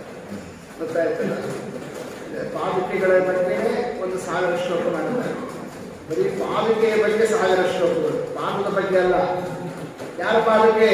ರಾಮದೇವರ ಪಾದುಕೆ ಎಂದು ರಾಮದೇವರ ಪಾದುಕೆಯನ್ನು ಇಟ್ಟುಕೊಂಡು 1000 ಶ್ಲೋಕಗಳನ್ನು ನಿರ್ಮಾಣವನ್ನು ಮಾಡಿ, ಆದ್ದರಿಂದ ನನಗೆ ಹರಿಭಕ್ತರ ಪಾದ ರಕ್ಷಾನೇ ರಕ್ಷೆ ಅಂತಂದ್ರು. ಯಾರು? ಅವರು ಆ ಶ್ಲೋಕದಲ್ಲಿ ಎಲ್ಲ ಬಲು ಚಮತ್ಕಾರದ ಮಾತನಾಡೋರು ವೇದಾಂತ ದೇಶಿಕರು. ಬಹಳ ದೊಡ್ಡ ವಿದ್ವಾಂಸರು. ಅಂದರೆ ಮಧ್ಯಸ್ಥರಾಗಬೇಕು ಅಂತಂದ್ರೆ ಅಂಥ ತೂಕ ಇರಬೇಕು. ಹಾಗಾಗಿಯೇ ಅಕ್ಷೋಭ್ಯತೀರ್ಥರ ಮಹಾನುಭಾವರು ಅವರ ಆರಾಧನಾ ಇವತ್ತಿನ ದಿವಸ. ಅಂಥ ಅಕ್ಷೋಭ್ಯತೀರ್ಥರ ಆ ಒಂದು ತತ್ವಮಸಿ ವಾಕ್ಯಾರ್ಥದ ಏನೊಂದು ನಿರ್ಣಾಯಕ ಹಂತ ಬಂತಲ್ಲ, ಆ ಒಂದು ನಿರ್ಣಯವನ್ನು ಕೊಡೋದರಲ್ಲಿ ಅವರು ಇವರು ಮತ್ತೊಬ್ಬರು ಯಾರಾದರೂ ಆ ವಿಷಯ ಮಾತನಾಡಿದರು ಅಂತ ಆದರೆ ಅದಕ್ಕೆ ಅಷ್ಟು ಮಹತ್ವ ಬರ್ತಿರಲಿಲ್ಲ. ಆದರೆ ಅದನ್ನು ಹೇಳಿದವರು ಯಾರು? ವೇದಾಂತ ದೇಶಿಕರು. ಹಾಗಾಗಿಯೇ ಇದನ್ನು ಜೀರ್ಣಿಸಿಕೊಳ್ಳಿಕ್ಕೆ ಇತರ ಮತದವರಿಗೆ ಒದ್ದಾಡ್ತಾ ಇದ್ದಾರೆ. ಯಾರೋ ಅವರೋ ಇವರೋ ಯಾರೋ ಹೆಸರಿದ್ದವ್ರು ಯಾರೋ ಬರೆದಿದ್ರು ಅಂತಂತಂದ್ರೆ ಏನೋ ಬರ್ಕೊಂಡ್ರು ಅವರು, ಅದಕ್ಕೆ ಮಾತ್ರ ಇಲ್ಲ ಅಂತ ಆಗೋಗ್ತಿತ್ತು. ಇದು ಹಂಗಾಗಲಿಲ್ಲ. ಇದು ಯಾರ ಕಥಾ? ಅಕ್ಷೋಭ್ಯತೀರ್ಥರ ದಿಗ್ವಿಜಯದ ಕಥಾ. ಅದಕ್ಕೆ ಸೀಲ್ ಹೊಡೆದವರು ಯಾರಾಗಿದ್ದಾರೆ? ವೇದಾಂತ ದೇಶ. ಅಂದರೆ ವೇದಾಂತ ದೇಶಿಕರ ಆ ಒಂದು ಸ್ಥಾನ ಬಹಳ ದೊಡ್ಡದಿದೆ. ಹಾಗಾಗಿ ಅವರು ಕೊಟ್ಟಂತಹ ನಿರ್ಣಯಕ್ಕೂ ಬಹಳ ದೊಡ್ಡ ಆ ಒಂದು ಮಹತ್ವ ಬಂದಿದೆ. ಅಷ್ಟೇ ಅಲ್ಲದೆ ವೇದಾಂತ ದೇಶಿಕರ ಆ ಒಂದು ನಿರ್ಣಯ ಏನು ಅಸಿನಾ ತತ್ವಮಸಿನಾ ಅನ್ನತಕ್ಕಂತಹ ಮಾತು, ಆ ವಾಕ್ಯ ಇದು ಬಹು ಗ್ರಂಥಗಳಲ್ಲಿ ಉಲ್ಲೇಖ ಆಗಿದೆ.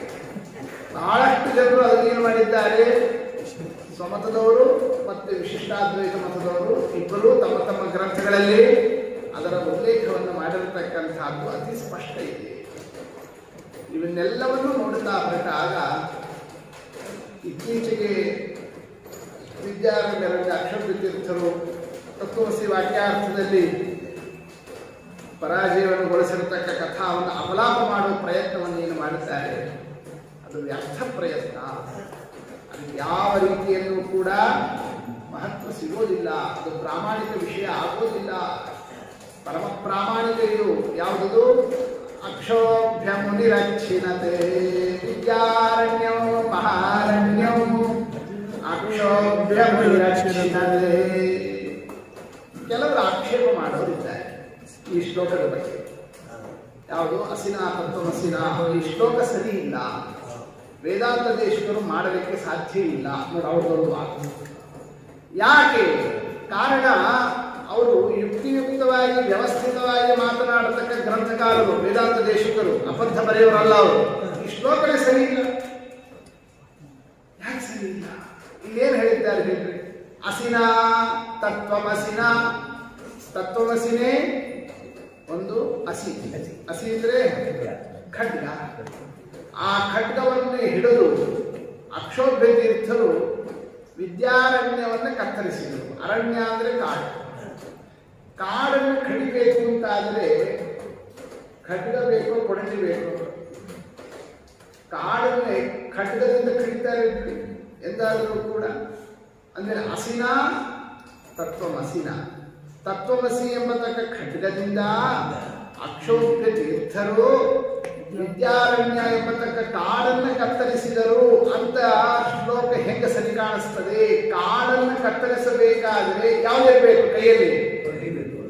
ಕೊಡ್ಲಿ ಬೇಕೇ ಹೊರತು ಖಡ್ಗ ತಗೊಂಡು ಕತ್ತರಿಸುವುದು ಅಂತನ್ನುವುದು ಅಸಂಬದ್ಧ ಶ್ಲೋಕ, ಅಸಮರ್ಪಕ. ಇಂಥ ಶ್ಲೋಕವನ್ನೇ ವೇದಾಂತ ದೇಶಿಕರು ಮಾಡಲಾರರು. ಬಹಳ ದೊಡ್ಡ ಕವಿಗಳವರು ಹೀಗೆ ಅವ್ಯವಸ್ಥಿತ ಶ್ಲೋಕ ಬರೆಯೋದೆಲ್ಲ ಎಂದು ಅವರು ನಡೆಸೋರಲ್ಲ. ಅಂಥ ಶ್ಲೋಕ ಇದಾಗಿದೆ ಅಂತಂದ ಮೇಲೆ ಈ ಶ್ಲೋಕವನ್ನು ಅವರು ಬರದೇ ಇಲ್ಲ. ಅವ್ರು ಬರದೇ ಇಲ್ಲ ಅಂತಂದ್ರೆ ಈ ವಾದನೆ ನಡೆದಿಲ್ಲ.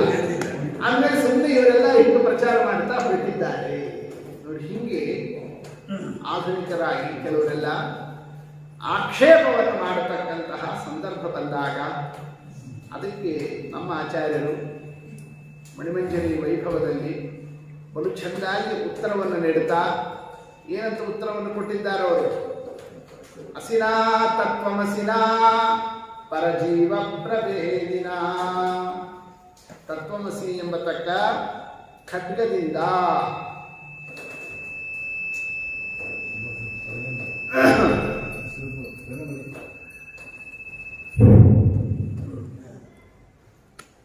ಖಡ್ಗ ಅಂತ ಆ ಒಂದು ತತ್ವಮಸಿಯನ್ನೇ ಖಡ್ಗಕ್ಕೆ ಹೋಲಿಸಿರ್ತಕ್ಕಂಥದ್ದೇನಿದೆ ಅದು ಸಮಂಜಸನೇ ಇದೆ. ಅಲ್ರಿ, ಖಡ್ಗದಿಂದ ಅರಣ್ಯವನ್ನು ಹೆಂಗೆ ಕತ್ತರಿಸ್ಲಿಕ್ಕಾಗ್ತದೆ? ವಿದ್ಯಾರಣ್ಯಂ ಮಹಾರಣ್ಯಂ, ಮಹಾ ಅರಣ್ಯ, ದೊಡ್ಡ ಅರಣ್ಯವನ್ನೇ ಕತ್ತರಿಸಿದರು ಅಂತ ಅನ್ನೋದು ಹೆಂಗೆ ಕೂಡ್ತದೆ ಅನ್ನೋದು ಅಷ್ಟೇ ಹೋದಲ್ಲ ಈ ಪ್ರಶ್ನೆ ಬಂದಿರೋದು. ಅದಕ್ಕಂದ್ರು ನಿಮ್ಗೆ ಆ ಶಬ್ದಾರ್ಥ ಆಗಿಲ್ಲ. ಮಹಾರಣ್ಯಂ ನೀವೇನು ಅರ್ಥ ಮಾಡಿಕೊಂಡ್ರಿ? ಅರಣ್ಯ ಅರಣ್ಯ ಅಂತಂತ. ಅರಣ್ಯ ಅಲ್ಲ, ಅದು ರಣ್ಯ ಅಂತಂತ. ಏನು ರಣ್ಯ ಅಂದ್ರೆ ಏನು? ರಣ ಅಂದ್ರೆ ಏನು? ಯುದ್ಧ. ರಣದಲ್ಲಿ ಹೋರಾಡತಕ್ಕಂಥವನಿಗೆ ಏನಂತ ಕರೀತಾರೆ? ರಣೇ ಭವಃ ರಣ್ಯ. ಅಂದ್ರೆ ರಣದಲ್ಲಿ ಹೋರಾಡತಕ್ಕಂತಹ ಯೋಧನಿಗೆ ಏನಂತ ಹೆಸರು? ರಣ್ಯ. ಸಾಮಾನ್ಯ ಯೋಧ ಅಲ್ಲ ಇವರು. ಯಾರು? ವಿದ್ಯಾರಣ್ಯರು. ಮಹಾರಣ್ಯಂ, ದೊಡ್ಡ ಯೋಧ, ಮಹಾಯೋಧ.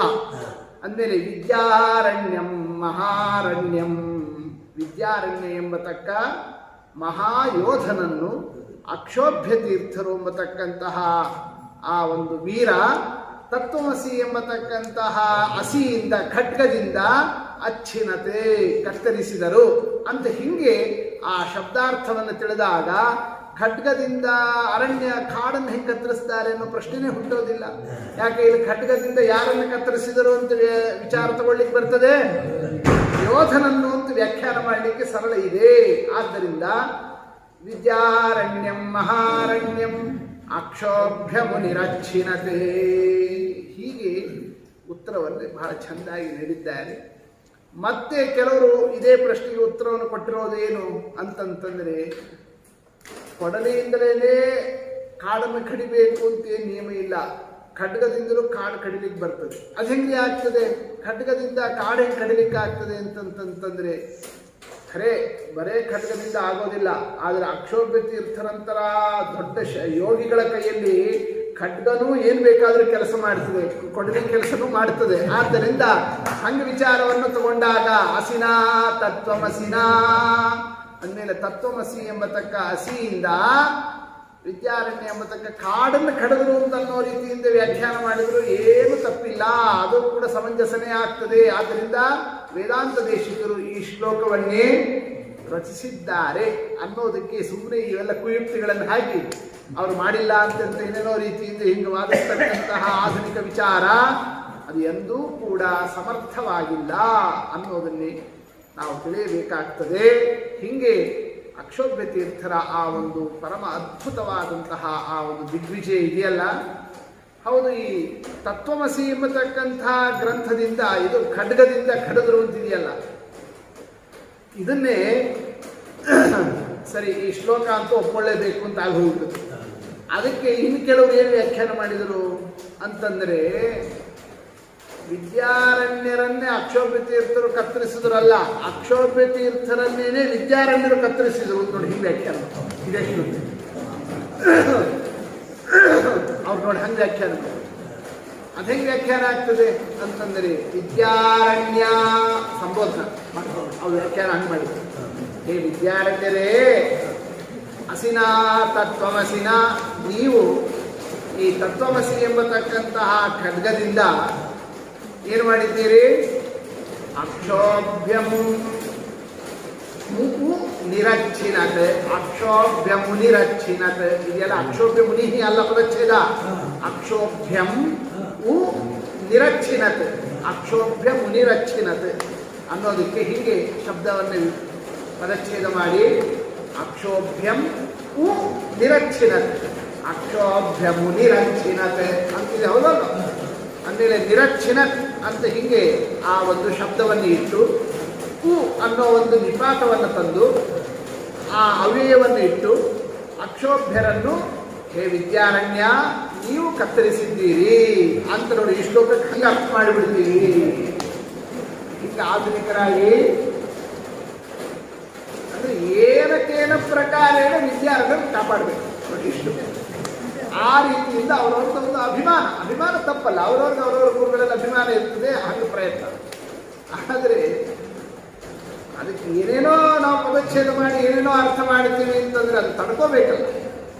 ಅದಕ್ಕೆ ನಮ್ಮ ಆಚಾರ್ಯ ಭಾಳ ಖಂಡನ ಮಾಡಿದ್ದಾರೆ, ಭಾಳ ಚಂದ ಖಂಡನ ಮಾಡಿದ್ದಾರೆ ತಮ್ಮ ಗ್ರಂಥದಲ್ಲಿ. ಏನಂತ, ಏನು ವಿದ್ಯಾರಣ್ಯರು ಅಕ್ಷೋಭ್ಯರನ್ನೇ ಕತ್ತರಿಸಿದರು ಅಂತ ನೀವು ಹೇಳಿಕೊಳ್ತೀವಿ, ಹೌದೌದು? ಹಿಂಗೆ ವ್ಯಾಖ್ಯಾನ ಮಾಡಲಿಕ್ಕೆ ಅಂದರೆ ಇವರೇ ಗೆದ್ದರು ಅವರೇ ಸೋತರು ಅಂತ ನಿಮ್ಮ ವಾದ, ಅದನ್ನು ಹೇಳಬೇಕು ಅಂತ. ಆದರೆ ಹೊಂದಾಣಿಕೆ ಆಗೋದಿಲ್ಲ. ಯಾಕೆ? ಅಸಿನಾ ತತ್ವಮಸಿನಾ, ಇಲ್ಲಿ ತಗೊಂಡಿರೋದು ಯಾವುದು? ತತ್ವಮಸಿ ಎಂಬತಕ್ಕ ಖಡ್ಗ, ಹೌದು? ಸರಿ, ಆ ಖಡ್ಗಕ್ಕೆ ಒಂದು ವಿಶೇಷಣ ಕೊಟ್ಟಿದ್ದಾರೆ. ಏನಂತ ವಿಶೇಷಣ?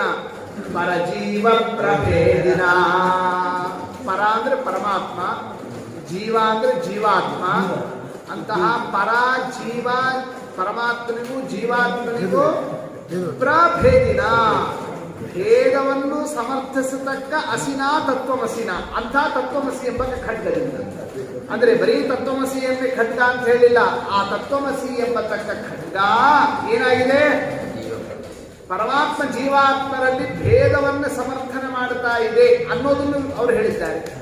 ಭೇದ ಸಮರ್ಥನೆ ಮಾಡೋ ಖಡ್ಗದಿಂದ ವಿದ್ಯಾರಣ್ಯರು ಅಕ್ಷೋಭ್ಯ ತೀರ್ಥರನ್ನು ಸೋಲಿಸ್ತಾರೋ, ಅಕ್ಷೋಭ್ಯ ತೀರ್ಥರು ವಿದ್ಯಾರಣ್ಯರನ್ನು ಸೋಲಿಸ್ತಿರ್ತಾರೆ. ಹೆಂಗೆ ವ್ಯಾಖ್ಯಾನ ಮಾಡಬೇಕು ಆ ಶ್ಲೋಕಕ್ಕೆ ನೀವು ಹೇಳಿ ನೋಡೋಣ. ಆದ್ದರಿಂದ ಪರಜೀವ ಪ್ರಭೇದಿನ, ಅದೇ ಅವರು ತೊಡಕಾಯ್ತು. ಪರಜೀವ ಪ್ರಭೇದಿನ ಅನ್ನೋ ಮಾತನ್ನು ಕೂಡಿಸ್ಲಿಕ್ಕೆ ಬರೋದಿಲ್ಲ. ಅದಕ್ಕೆ ಅವರನ್ನು ನಾವು ಹಾಗೆ ಸರಳ ಬಿಟ್ಕೊಡೋದಿಲ್ಲ ಅಂತಂತದ್ದು.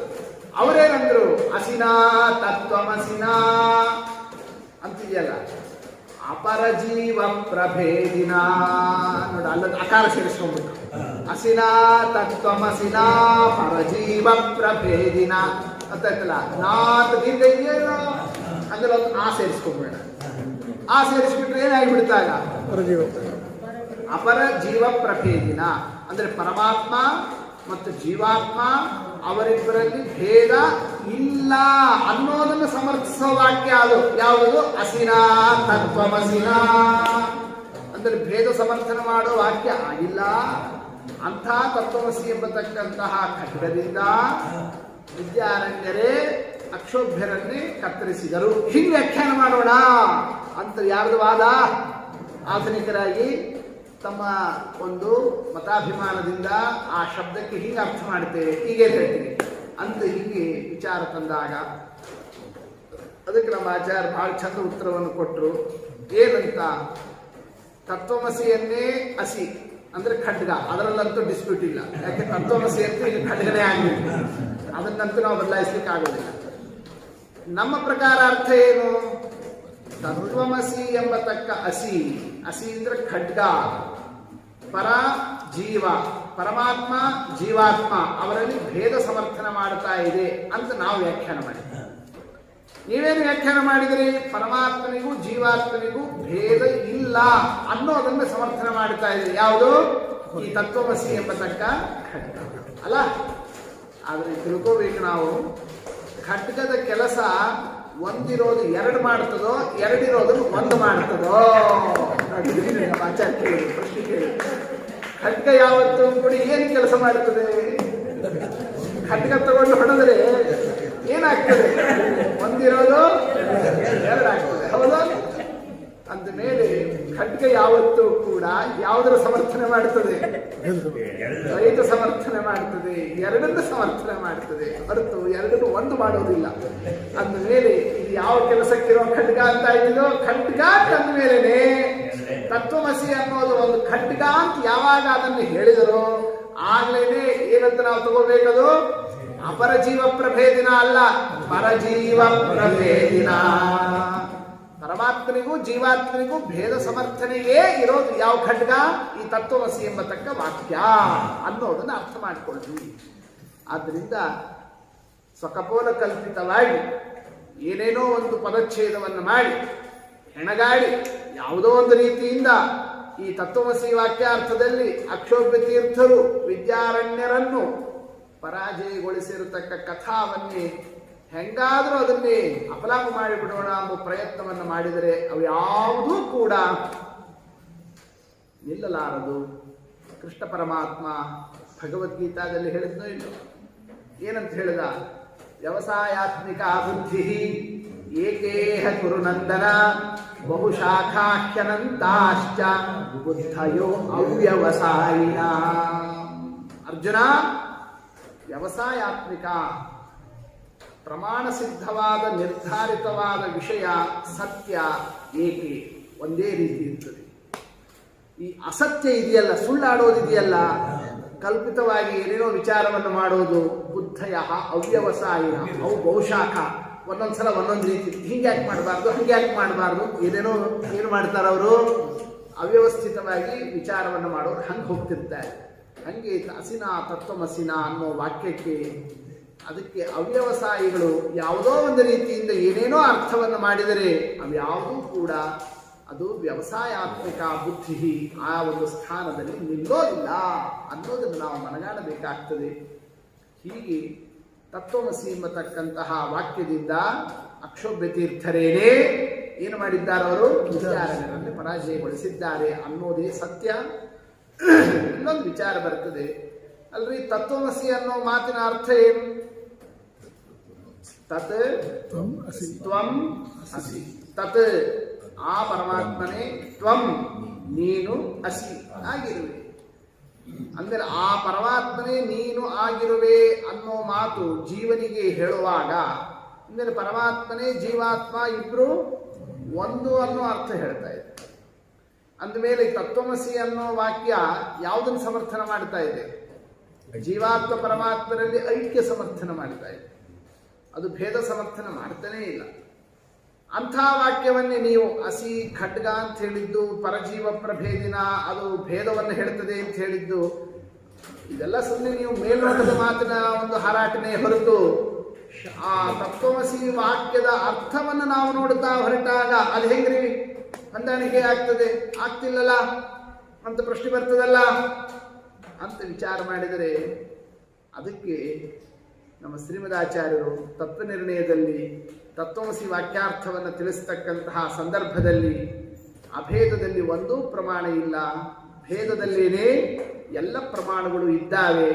ಭೇದವನ್ನು ಸಮರ್ಥನ ಮಾಡಲಿಕ್ಕೆ ಯಾವ ಪ್ರಮಾಣ ಇದೆ ಅಂತಂದ್ರೆ ತತ್ವಮಸಿ, ಈ ವಾಕ್ಯನೇ ಪ್ರಮಾಣ. ಸಾತ್ಮ ತತ್ವಮಸಿ ಶ್ವೇತಕೇತೋ, ಈ ಒಂದು ಯಾವುದು ತತ್ವಮಸಿ ಅನ್ನೋ ವಾಕ್ಯ ಏನು ನೀವು ಐಕ್ಯಕ್ಕೆ ಪ್ರಮಾಣ ಅಂತ ಹೇಳ್ತಿರಲ್ಲ, ಅದೇ ವಾಕ್ಯನೇ ಯಾವುದಕ್ಕೆ ಪ್ರಮಾಣ? ಭೇದ ಸಾಧನ ಮಾಡ್ತಾ ಇದೆ. ಪರಜೀವ ಪ್ರಭೇದಿನ ಅದು ಹೇಗೆ? ತತ್ ತ್ವಂ ಅಸಿ ಅಂತಿದ್ದಾಗ ಅದು ಭೇದವನ್ನು ಹೆಂಗೆ ಸಮರ್ಥನ ಮಾಡ್ತದೆ ಅಂತಂತಂದ್ರೆ, ಅದಕ್ಕೆ ಅಸಿನಾ ತತ್ವಮಸಿನಾ, ಅಸಿನಾ ಅಕಾರ ಇದೆ, ಹೌದಲ್ಲ? ಅಸಿನಾ ತತ್ವಮಸಿನಾ ಅಂದ್ರೆ ಅತತ್ವಮಸಿ ಅಂತ ಪದಚ್ಛೇದ. ಸಾತ್ಮ ಅತತ್ವಮಸಿ, ತತ್ವಮಸಿ ಅಲ್ಲ ಅದು, ಮತ್ತೇನದು? ಅತತ್ವಮಸಿ. ಗೊತ್ತಾಯ್ತಲ್ಲ? ಅತತ್ ತ್ವಂ ಅಸಿ. ತ್ವಂ ಹೇ ಶ್ವೇತಕೇತೋ, ಹೇ ಶ್ವೇತಕೇತುವೇ ನೀನು, ತ್ವಂ ಅತತ್ ಆ ಪರಮಾತ್ಮ ಅಲ್ಲ, ಹಾಗೆ ಅಸಿ ಹಂಗಿದ್ದೀಯಾ ಪರಮಾತ್ಮ ಅಂತ ನಿನ್ನೇನೆ ನಾನೇ ದೇವರು ತಿಳ್ಕೊಂಡ್ಬಿಡ್ಬೇಡೋ, ಏನ್ ಬೇಕಾದ್ರೂ ಮಾಡ್ತೀನಿ ಅಂತ, ನೀನು ಆ ಪರಮಾತ್ಮ ಆಗಿಲ್ಲ ಅನ್ನೋದನ್ನೇ ಹೇಳ್ತಾ ಇದೆ. ಅಂದರೆ ನೀವು ತತ್ವ ತ್ವಂ ಅಸಿ ಅಂತ ಇಟ್ಕೊಂಡು ನೀವೇನೋ ವಿಚಾರ ಮಾಡ್ತಾ ಇದ್ದೀರಿ, ಆದ್ರೆ ಅಲ್ಲಿರೋದು ಏನದು? ಅತತ್ ತ್ವಂ ಅಸಿ ಅಂದ್ಮೇಲೆ ಅದು ತತ್ವಮಸಿ ಶಬ್ದನೇ ಅಲ್ಲ, ಅದು ಏನು ಶಬ್ದ? ಅದು ಅತತ್ವಮಸಿ, ಅತತ್ ತ್ವಂ ಅಸಿ ಅಂತ ಹಿಂಗ ಪದಚ್ಛೇದವನ್ನು ತಗೊಂಡು ಅದು ಭೇದವನ್ನೇ ಸಮರ್ಥನ ಮಾಡ್ತಾ ಇದೆ. ಆದ್ದರಿಂದ ಅಸಿನಾ ಅತತ್ವಮಸಿನ, ತತ್ವಮಸಿನ ಅಲ್ಲ, ಅಸಿನಾ ಅತತ್ವಮಸಿನ ಪರಜೀವ ಪ್ರಭೇದಿನ ವಿದ್ಯಾರಣ್ಯಂ ಮಹಾರಣ್ಯಂ ಅಕ್ಷೋಭ್ಯ ಮುನಿರಚ್ಛಿನತೆ. ಹೀಗೆ ತತ್ ತ್ವಂ ಅಸಿ ಅಂತಲ್ಲ, ಅತತ್ ತ್ವಂ ಅಸಿ ಅಂತ ತಗೊಂಡು ಅದು ಪರಜೀವ ಪ್ರಭೇದಿನ, ಪರಮಾತ್ಮನಿಗೂ ಜೀವಾತ್ಮನಿಗೂ ಭೇದವನ್ನು ಸಮರ್ಥನ ಮಾಡಲಿಕ್ಕೆ ಹೊರಟಿದೆ. ಯಾವುದು ವಾಕ್ಯ? ಈ ಒಂದು ಉಪನಿಷತ್ತಿನ ವಾಕ್ಯ. ಇಲ್ಲಿ ವಿಚಾರ ಬಂತು. ನೀವು ಅತತ್ ತ್ವಂ ಅಸಿ ಅಂತ ಪದಚ್ಛೇದ ಮಾಡಲಿಕ್ಕೆ ನೀವು ಹೊರಡ್ತೀರಿ, ಮತಾಂತರದವರು ತತ್ ತ್ವಂ ಅಸಿ ಅಂತ ಅವರು ಹೊರಡುತ್ತಾರೆ. ಅಂದರೆ ಪದಚ್ಛೇದದಲ್ಲೇ ವಿವಾದ ಆಯಿತು. ಈಗ ತತ್ ತ್ವಂ ಅಸಿ ಅಂತ ಮಾಡಬೇಕೆ, ಅತತ್ ತ್ವಂ ಅಸಿ ಅಂತ ಮಾಡಬೇಕು? ಯಾವ ರೀತಿ ಪದಚ್ಛೇದ ಮಾಡಬೇಕು? ಎರಡಕ್ಕೂ ಅವಕಾಶ ಇದ್ದಾಗ ಹಿಂಗೂ ಮಾಡ್ಬೋದು, ಹಂಗೂ ಮಾಡ್ಬೋದು. ತತ್ ತ್ವಂ ಅಂತಂತಂದ್ರೆ ಐಕ್ಯ, ಅತತ್ ತ್ವಂ ಅಂತ ಮಾಡಿದರೆ ಭೇದ. ನೀವು ಭೇದವಾದಿಗಳು ಹಿಂಗ ನೀವು ಮಾಡ್ಲಿಕ್ಕೆ ಹೊರಡ್ತೀರಿ, ಅಭೇದವಾದಿಗಳು ನಾವು ಹಂಗೆ ಬೇಡಪ್ಪ ನಾವು ಹಿಂಗೆ ಮಾಡ್ತೀವಿ ಅಂತ ಅವ್ರು ಅಂತಾರೆ. ಹಂಗಾರೆ ನಿರ್ಣಯ ಹೆಂಗೆ? ಇದೇ ಸರಿ ಹಿಂಗೆ ತಗೋಬೇಕು ಎಂಬತಕ್ಕಂಥ ವ್ಯವಸ್ಥೆ ಯಾವುದ್ರ ಮೇಲೆ ಮಾಡ್ತೀರಿ ಅಂತ ಪ್ರಶ್ನೆ ಬರ್ತದಲ್ಲ. ಅಂತಂದರೆ ಅದಕ್ಕೆ ಸರಿ ನಮ್ಮದು ವಿಚಾರ ಬದಿಗಿಡೋಣ, ನಿಮ್ಮ ವಿಚಾರ ಮೊದಲು ನೋಡೋಣ. ನಿಮ್ಮ ಪ್ರಕಾರ ಏನ್ರಪ್ಪ? ತತ್ ತ್ವಂ ಅಲ್ಲ, ತತ್ ಅಂತಂದ್ರೆ ಯಾರು? ಆ ಪರಮ ಅವನು, ಅವನು ಅಂದ್ರೆ ಹಿಂದೆ ಬಂದಿರೋ ಪರಮಾತ್ಮ. ತ್ವಂ ಅಂದ್ರೆ ನೀನು, ಆ ಪರಮಾತ್ಮನೇ ನೀನು ಆಗಿಯಾ. ಸರಿ, ತತ್ ಅಂದ್ರೆ ಆ ಪರಮಾತ್ಮ ಅಂದ್ರೆ ಯಾವ ಪರಮಾತ್ಮ? ಆ ಪರಮಾತ್ಮ ಅನ್ನೋ ಆ ಮಾತಿನ ಅರ್ಥ ಏನು? ಹಿಂದೆ ಯಾವ ಪರಮಾತ್ಮನ ಬಗ್ಗೆ ಬಂದಿದೆಯೋ ಆ ಪರಮಾತ್ಮ. ಹೌದು, ಹಿಂದೆ ಯಾವ ಪರಮಾತ್ಮನ ಬಗ್ಗೆ ಮಾತು ಬಂದಿದೆ? ಸರ್ವಜ್ಞನಾದ, ಸರ್ವಶಕ್ತನಾದ, ಸರ್ವಕರ್ತೃವಾದ ಪರಮಾತ್ಮನ ಬಗ್ಗೆ ಮಾತು ಬಂದಿದೆ. ಗೊತ್ತಾಯ್ತಲ್ಲ? ಸರ್ವಜ್ಞ, ಸರ್ವಶಕ್ತ, ಸರ್ವಕರ್ತ ಅಂಥ ಪರಮಾತ್ಮನ ಬಗ್ಗೆ ಹಿಂದೆ ಬಂದಿದೆ. ಆ ಪರಮಾತ್ಮನೇ ನೀನಾಗಿಯಾ ಅನ್ನೋ ಅರ್ಥ ನಿಮ್ಮ ಅದ್ವೈತಕ್ಕೆ ಸಮ್ಮತನೇ. ಅದ್ವೈತ ಮತದ ಪ್ರಕಾರ ಸರ್ವಜ್ಞನಾದ, ಸರ್ವಶಕ್ತನಾದ, ಸರ್ವಕರ್ತೃವಾದಂತಹ ಪರಮಾತ್ಮನೇ ನೀನು ಜೀವ ಅನ್ನೋ ಅರ್ಥ ಅವರಿಗೆ ಸಮ್ಮತ ಅಲ್ಲ. ಕಾರಣ, ಸರ್ವಜ್ಞನಾಗಿರೋ ವ್ಯಕ್ತಿ ಅಲ್ಪಜ್ಞನಾದ ಜೀವ ಎಂಬೋ ವ್ಯಕ್ತಿ ಇಬ್ರು ಒಂದಾಗಲಿಕ್ಕೆ ಸಾಧ್ಯ ಇಲ್ಲ. ಯಾಕೆ? ಇವ ಸರ್ವಜ್ಞ, ಅವ ಅಸರ್ವಜ್ಞ, ಅವ ಅಲ್ಪಜ್ಞ. ಅಂದ್ರೆ ಇಬ್ರು ಒಂದು ಅಂತ ಅನ್ನೋ ರೀತಿ ಅರ್ಥ ಮಾಡಲಿಕ್ಕೆ ಬರೋದಿಲ್ಲ. ಅದಕ್ಕೆ ಅವರೇನು ಅರ್ಥ ಮಾಡ್ತಾರೆ? ಸರ್ವಜ್ಞನಾದ ಪರಮಾತ್ಮ ಅನ್ನೋಲ್ಲಿ ಸರ್ವಜ್ಞನಾದ ಅನ್ನೋದನ್ನು ಕಟ್ ಮಾಡ್ತಾರೆ. ಬರೀ ಆತ್ಮ ಅಷ್ಟೇ ಇಟ್ಕೊಳ್ಳ.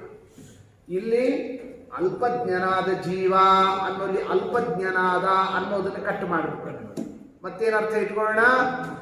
ಆತ್ಮ ಅಷ್ಟೇ ಇಟ್ಕೊಳ್ಳೋಣ. ಅಂದ್ರೆ ಸರ್ವಜ್ಞನಾದ ಪರಮಾತ್ಮ, ಅಲ್ಪಜ್ಞನಾದ ಜೀವಾತ್ಮ, ಎರಡು ಕಡೆಯಲ್ಲೂ ಕೂಡ ನಾವು ತಗೊಳ್ಳೋದು ಆತ್ಮ ಆತ್ಮ. ಈ ಆತ್ಮ ಒಂದು, ಹಿಂಗೆ ಅರ್ಥ ನಾವು ಮಾಡ್ತೀವಿ.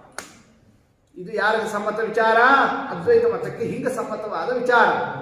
ಅಂದ್ರೆ ಪರಮಾತ್ಮನಿಗೂ ಜೀವಾತ್ಮನಿಗೂ ಕೂಡ ಐಕ್ಯ ಅಲ್ಲ, ಆತ್ಮಕ್ಕೆ ಐಕ್ಯ. ಈ ಅರ್ಥದಲ್ಲಿ ತತ್ವಮಸಿ ಅನ್ನೋ ವಾಕ್ಯವನ್ನು ನಾವು ಯೋಜಿಸ್ತೇವೆ. ಜಗತ್ತಿನಲ್ಲಿ ಇರೋದು ಒಂದೇ ಆತ್ಮ ಅನ್ನೋದನ್ನು ಈ ಒಂದು ವಾಕ್ಯದಿಂದ ಸಮರ್ಥನೆ ಮಾಡ್ತೇವೆ ಅಂತಂದ್ರೆ, ಆಗ ನಮ್ಮ ಶ್ರೀಮದಾಚಾರ್ಯರ ಸಿದ್ಧಾಂತದ ಪ್ರಕಾರ ಕೇಳ್ತೇವೆ. ಪ್ರಶ್ನೆ ಏನಂತ ಕೇಳಿದ್ದಾರೆ? ಸರ್ವಜ್ಞನಾದ ಪರಮಾತ್ಮ ಅನ್ನೋಲ್ಲಿ ಸರ್ವಜ್ಞನಾದ ಪರಮ ಅನ್ನೋ ರೆಕ್ಕಿ ಕತ್ತರಿಸಿ, ಈ ಕಡೆಯಿಂದ ಅಲ್ಪಜ್ಞನಾದ ಜೀವಾತ್ಮ ಅನ್ನೋಲ್ಲಿ ಅಲ್ಪಜ್ಞನಾದ ಜೀವ ಅನ್ನೋ ರೆಕ್ಕಿ ಕತ್ತರಿಸಿ ಆತ್ಮ ಒಂದು ಹಿಂಗೆ ಅರ್ಥ ಮಾಡಬೇಕಾದ್ರೆ ಈ ಶಬ್ದದಲ್ಲಿ ಬರೋ ಅರ್ಥದಲ್ಲಿ ಒಂದಿಷ್ಟು ಕತ್ತರಿಸಿದ್ರಿ, ಆ ಶಬ್ದದಿಂದ ಬರೋ ಅರ್ಥದಲ್ಲಿ ಒಂದಿಷ್ಟು ಕತ್ತರಿಸಿದ್ರಿ. ಬೇಕಾಗಿರುವಷ್ಟು ಆತ್ಮ ಅನ್ನೋದನ್ನು ಮಾತ್ರ ಉಳಿಸಿಕೊಂಡ್ರಿ, ಅದರಲ್ಲಿ ಐಕ್ಯವನ್ನು ಹೇಳಿಕ್ಕೆ ಹೋಗ್ತಾ ಇದ್ದೀರಿ. ಈ ರೀತಿ ಅರ್ಥವನ್ನು ಮಾಡಿದರೆ ತತ್ಶಬ್ದದ ಅರ್ಥನೂ ಸರಿಯಾಗಿ ತಗೊಳ್ಳಿಲ್ಲ, ತ್ವಂ ಶಬ್ದದ ಅರ್ಥನೂ ನೀವು ಸರಿಯಾಗಿ ತಗೊಳ್ಳಿಲ್ಲ. ಯಾಕೆ? ಬರೋ ಅರ್ಥದಲ್ಲಿ ಸ್ವಲ್ಪ ತಗೊಂಡ್ರಿ, ಸ್ವಲ್ಪ ಬಿಟ್ಬಿಟ್ರಿ. ನೀವು ಹಂಗೆ ಎರಡು ಶಬ್ದಕ್ಕೆ ಅರ್ಥದಲ್ಲಿ ಇತ್ಲಾಗೊಂದು ಅತ್ಲಾಗೊಂದು ಬಿಟ್ಟು ಅರ್ಥ ಮಾಡೋದಕ್ಕಿಂತ ತತ್ಶಬ್ದಕ್ಕೆ ಹಾಗೆ ಅರ್ಥ ಇಟ್ಕೊಳ್ಳೋಣ, ತ್ವಂ ಶಬ್ದಕ್ಕೂ ಹಾಗೆ ಅರ್ಥ ಇಟ್ಕೊಳ್ಳೋಣ. ಗೊತ್ತಾಯ್ತಲ್ಲ? ಅಸಿ ಅನ್ನೋ ಶಬ್ದಕ್ಕೆ ಮಾತ್ರ ಬೇರೆ ಅರ್ಥ ಮಾಡಬೇಡ. ಒಟ್ಟು 3 ಶಬ್ದ ಇದೆ, ತತ್ ತ್ವಂ ಅಸಿ. ಅಂದರೆ ಪರಮತದ ಪ್ರಕಾರ 2 ಶಬ್ದಕ್ಕೆ ಅರ್ಥವನ್ನು ಬದಲಾಯಿಸುವ ಪ್ರಯತ್ನ ಇದೆ. ಅಸಿ ಅನ್ನೋದಕ್ಕೆ ಅರ್ಥ ಉಳಿಸ್ಕೋತಾ ಇದ್ದಾರೆ. ನಾವೇನು ಮಾಡ್ತೀವಿ? ತತ್ ತ್ವಂ ಅನ್ನೋ 2 ಶಬ್ದದ ಅರ್ಥವನ್ನು ಹಾಗೆ ಉಳಿಸ್ಕೋತೀವಿ. ಅಸಿ ಅನ್ನೋದ್ರದ್ದು ಮಾತ್ರ ನಾವು ಅದಕ್ಕೆ ಬೇರೆ ಅರ್ಥ ಮಾಡ್ತೀವಿ. ಏನರ್ಥ? ತತ್ ಆ ಪರಮಾತ್ಮ, ತ್ವಂ ನೀನು, ಅಸಿ ಅವನಂತೆ ಇದ್ದೀಯಾ ಅಂತ ಅರ್ಥ ಮಾಡೋದು. ಆ ಪರಮಾತ್ಮನೇ ನೀನು ಇದ್ದೀಯಾ ಅಲ್ಲ, ಆ ಪರಮಾತ್ಮ ಜೀವಾತ್ಮ ಇಬ್ಬರಲ್ಲಿ ಅಸಿ ಅಂತಂದ್ರೆ ಅವನಂತೆ ನೀನು ಸದೃಶೋಸಿ. ಹಾಗೆ ಅರ್ಥವನ್ನು ಮಾಡಿದಾಗ ಆಗ 3 ಶಬ್ದಗಳಲ್ಲಿ 2 ಶಬ್ದಕ್ಕೆ ಅರ್ಥ ಕೈ ಬಿಡೋದಕ್ಕಿಂತ 1 ಶಬ್ದಕ್ಕೆ ಮಾತ್ರ ಅರ್ಥವನ್ನು ನಾವು ಏನು ಮಾಡೋಣ? ಅಲ್ಲಿ ಸ್ವಲ್ಪ ವ್ಯತ್ಯಾಸವನ್ನು ಮಾಡಿ ಭೇದಪರವಾಗಿ ಅರ್ಥ ಮಾಡಿದಾಗ ಒಂದೇ ಶಬ್ದಕ್ಕೆ ಗೌಣಾರ್ಥ. ಅದ್ವೈತ ಪರವಾಗಿ ಅರ್ಥ ಮಾಡಲಿಕ್ಕೆ ಹೊರಟರೆ 2 ಶಬ್ದಕ್ಕೆ ಆಗ್ತೇವೆ. ಅಂದ ಮೇಲೆ ಯಾವುದು ಸರಿ ಅಂತಾಯ್ತು? ಈಗ ತತ್ವಮಸಿ ಅನ್ನೋದನ್ನೇ ನಾವು ತತ್ ತ್ವಂ ಅಂತ ಇಟ್ಕೊಂಡ್ರೂ ಕೂಡ ನಾವು ಭೇದ ಸಮರ್ಥನೆ ಮಾಡ್ತೀವಿ. ಅತತ್ ತ್ವಂ ಅಂತ ಇಟ್ಕೊಂಡ್ರಂತೂ ಭೇದನೇ ಸಮರ್ಥನೆ ಆಗ್ತದೆ. ಆದರೆ ನೀವು ಅತತ್ ತ್ವಂ ಅಂತ ಇಟ್ಕೊಂಡಾಗ ಐಕ್ಯ ಸಮರ್ಥನೆ ನಿಮ್ಗೆ ಅವಕಾಶನೇ ಇಲ್ಲ. ತತ್ ತ್ವಂ ಅನ್ನೋ ಪಕ್ಷದಲ್ಲೂ ಐಕ್ಯ ಸಮರ್ಥನೆಗೆ 2 ಶಬ್ದಕ್ಕೆ ಬೇರೆ ಬೇರೆ ಅರ್ಥ ಮಾಡಿಕೊಂಡು ಒದ್ದಾಡಬೇಕು ನೀವು. ಆದ್ದರಿಂದ ಎಲ್ಲ ರೀತಿಯಿಂದ ವಿಮರ್ಶೆ ಮಾಡಿದಾಗಲೂ ಕೂಡ ಶ್ರೀಮದಾಚಾರ್ಯರ ಸಿದ್ಧಾಂತದಲ್ಲಿ ಏನು ತತ್ವಮಸಿ ಎಂಬತಕ್ಕಂತಹ ಶಬ್ದದ ಅರ್ಥವನ್ನು ತಿಳಿಸಿರೋದಿದೆ, ಅದೇನೇ ಅತ್ಯಂತ ಸಮಂಜಸವಾಗಿರತಕ್ಕ ವಿಷಯವಾಗುತ್ತದೆ. ಆದ್ದರಿಂದಲೇನೆ ಅಸಿನಾ ತತ್ವಮಸಿನಾ, ಈ ತತ್ವಮಸಿ ಎಂಬತಕ್ಕಂತಹ ಏನೊಂದು ವಾಕ್ಯ ಇದೆಯಲ್ಲ, ಇದು ಅಸಿ. ಅಸಿ ಅಂತಂದ್ರೆ ಏನು? ಖಡ್ಗ. ಖಡ್ಗ ಅಂತ ಯಾಕೆ ಹೋಲಿಸ್ತಾ ಇದ್ದಾರೆ ಅಂತಂತಂದ್ರೆ, ಅಸಿಯೇ ತತ್ವಮಸಿ ಅಸದೃಶ. ತತ್ವಮಸಿನೇ ಒಂದು ಅಸಿ,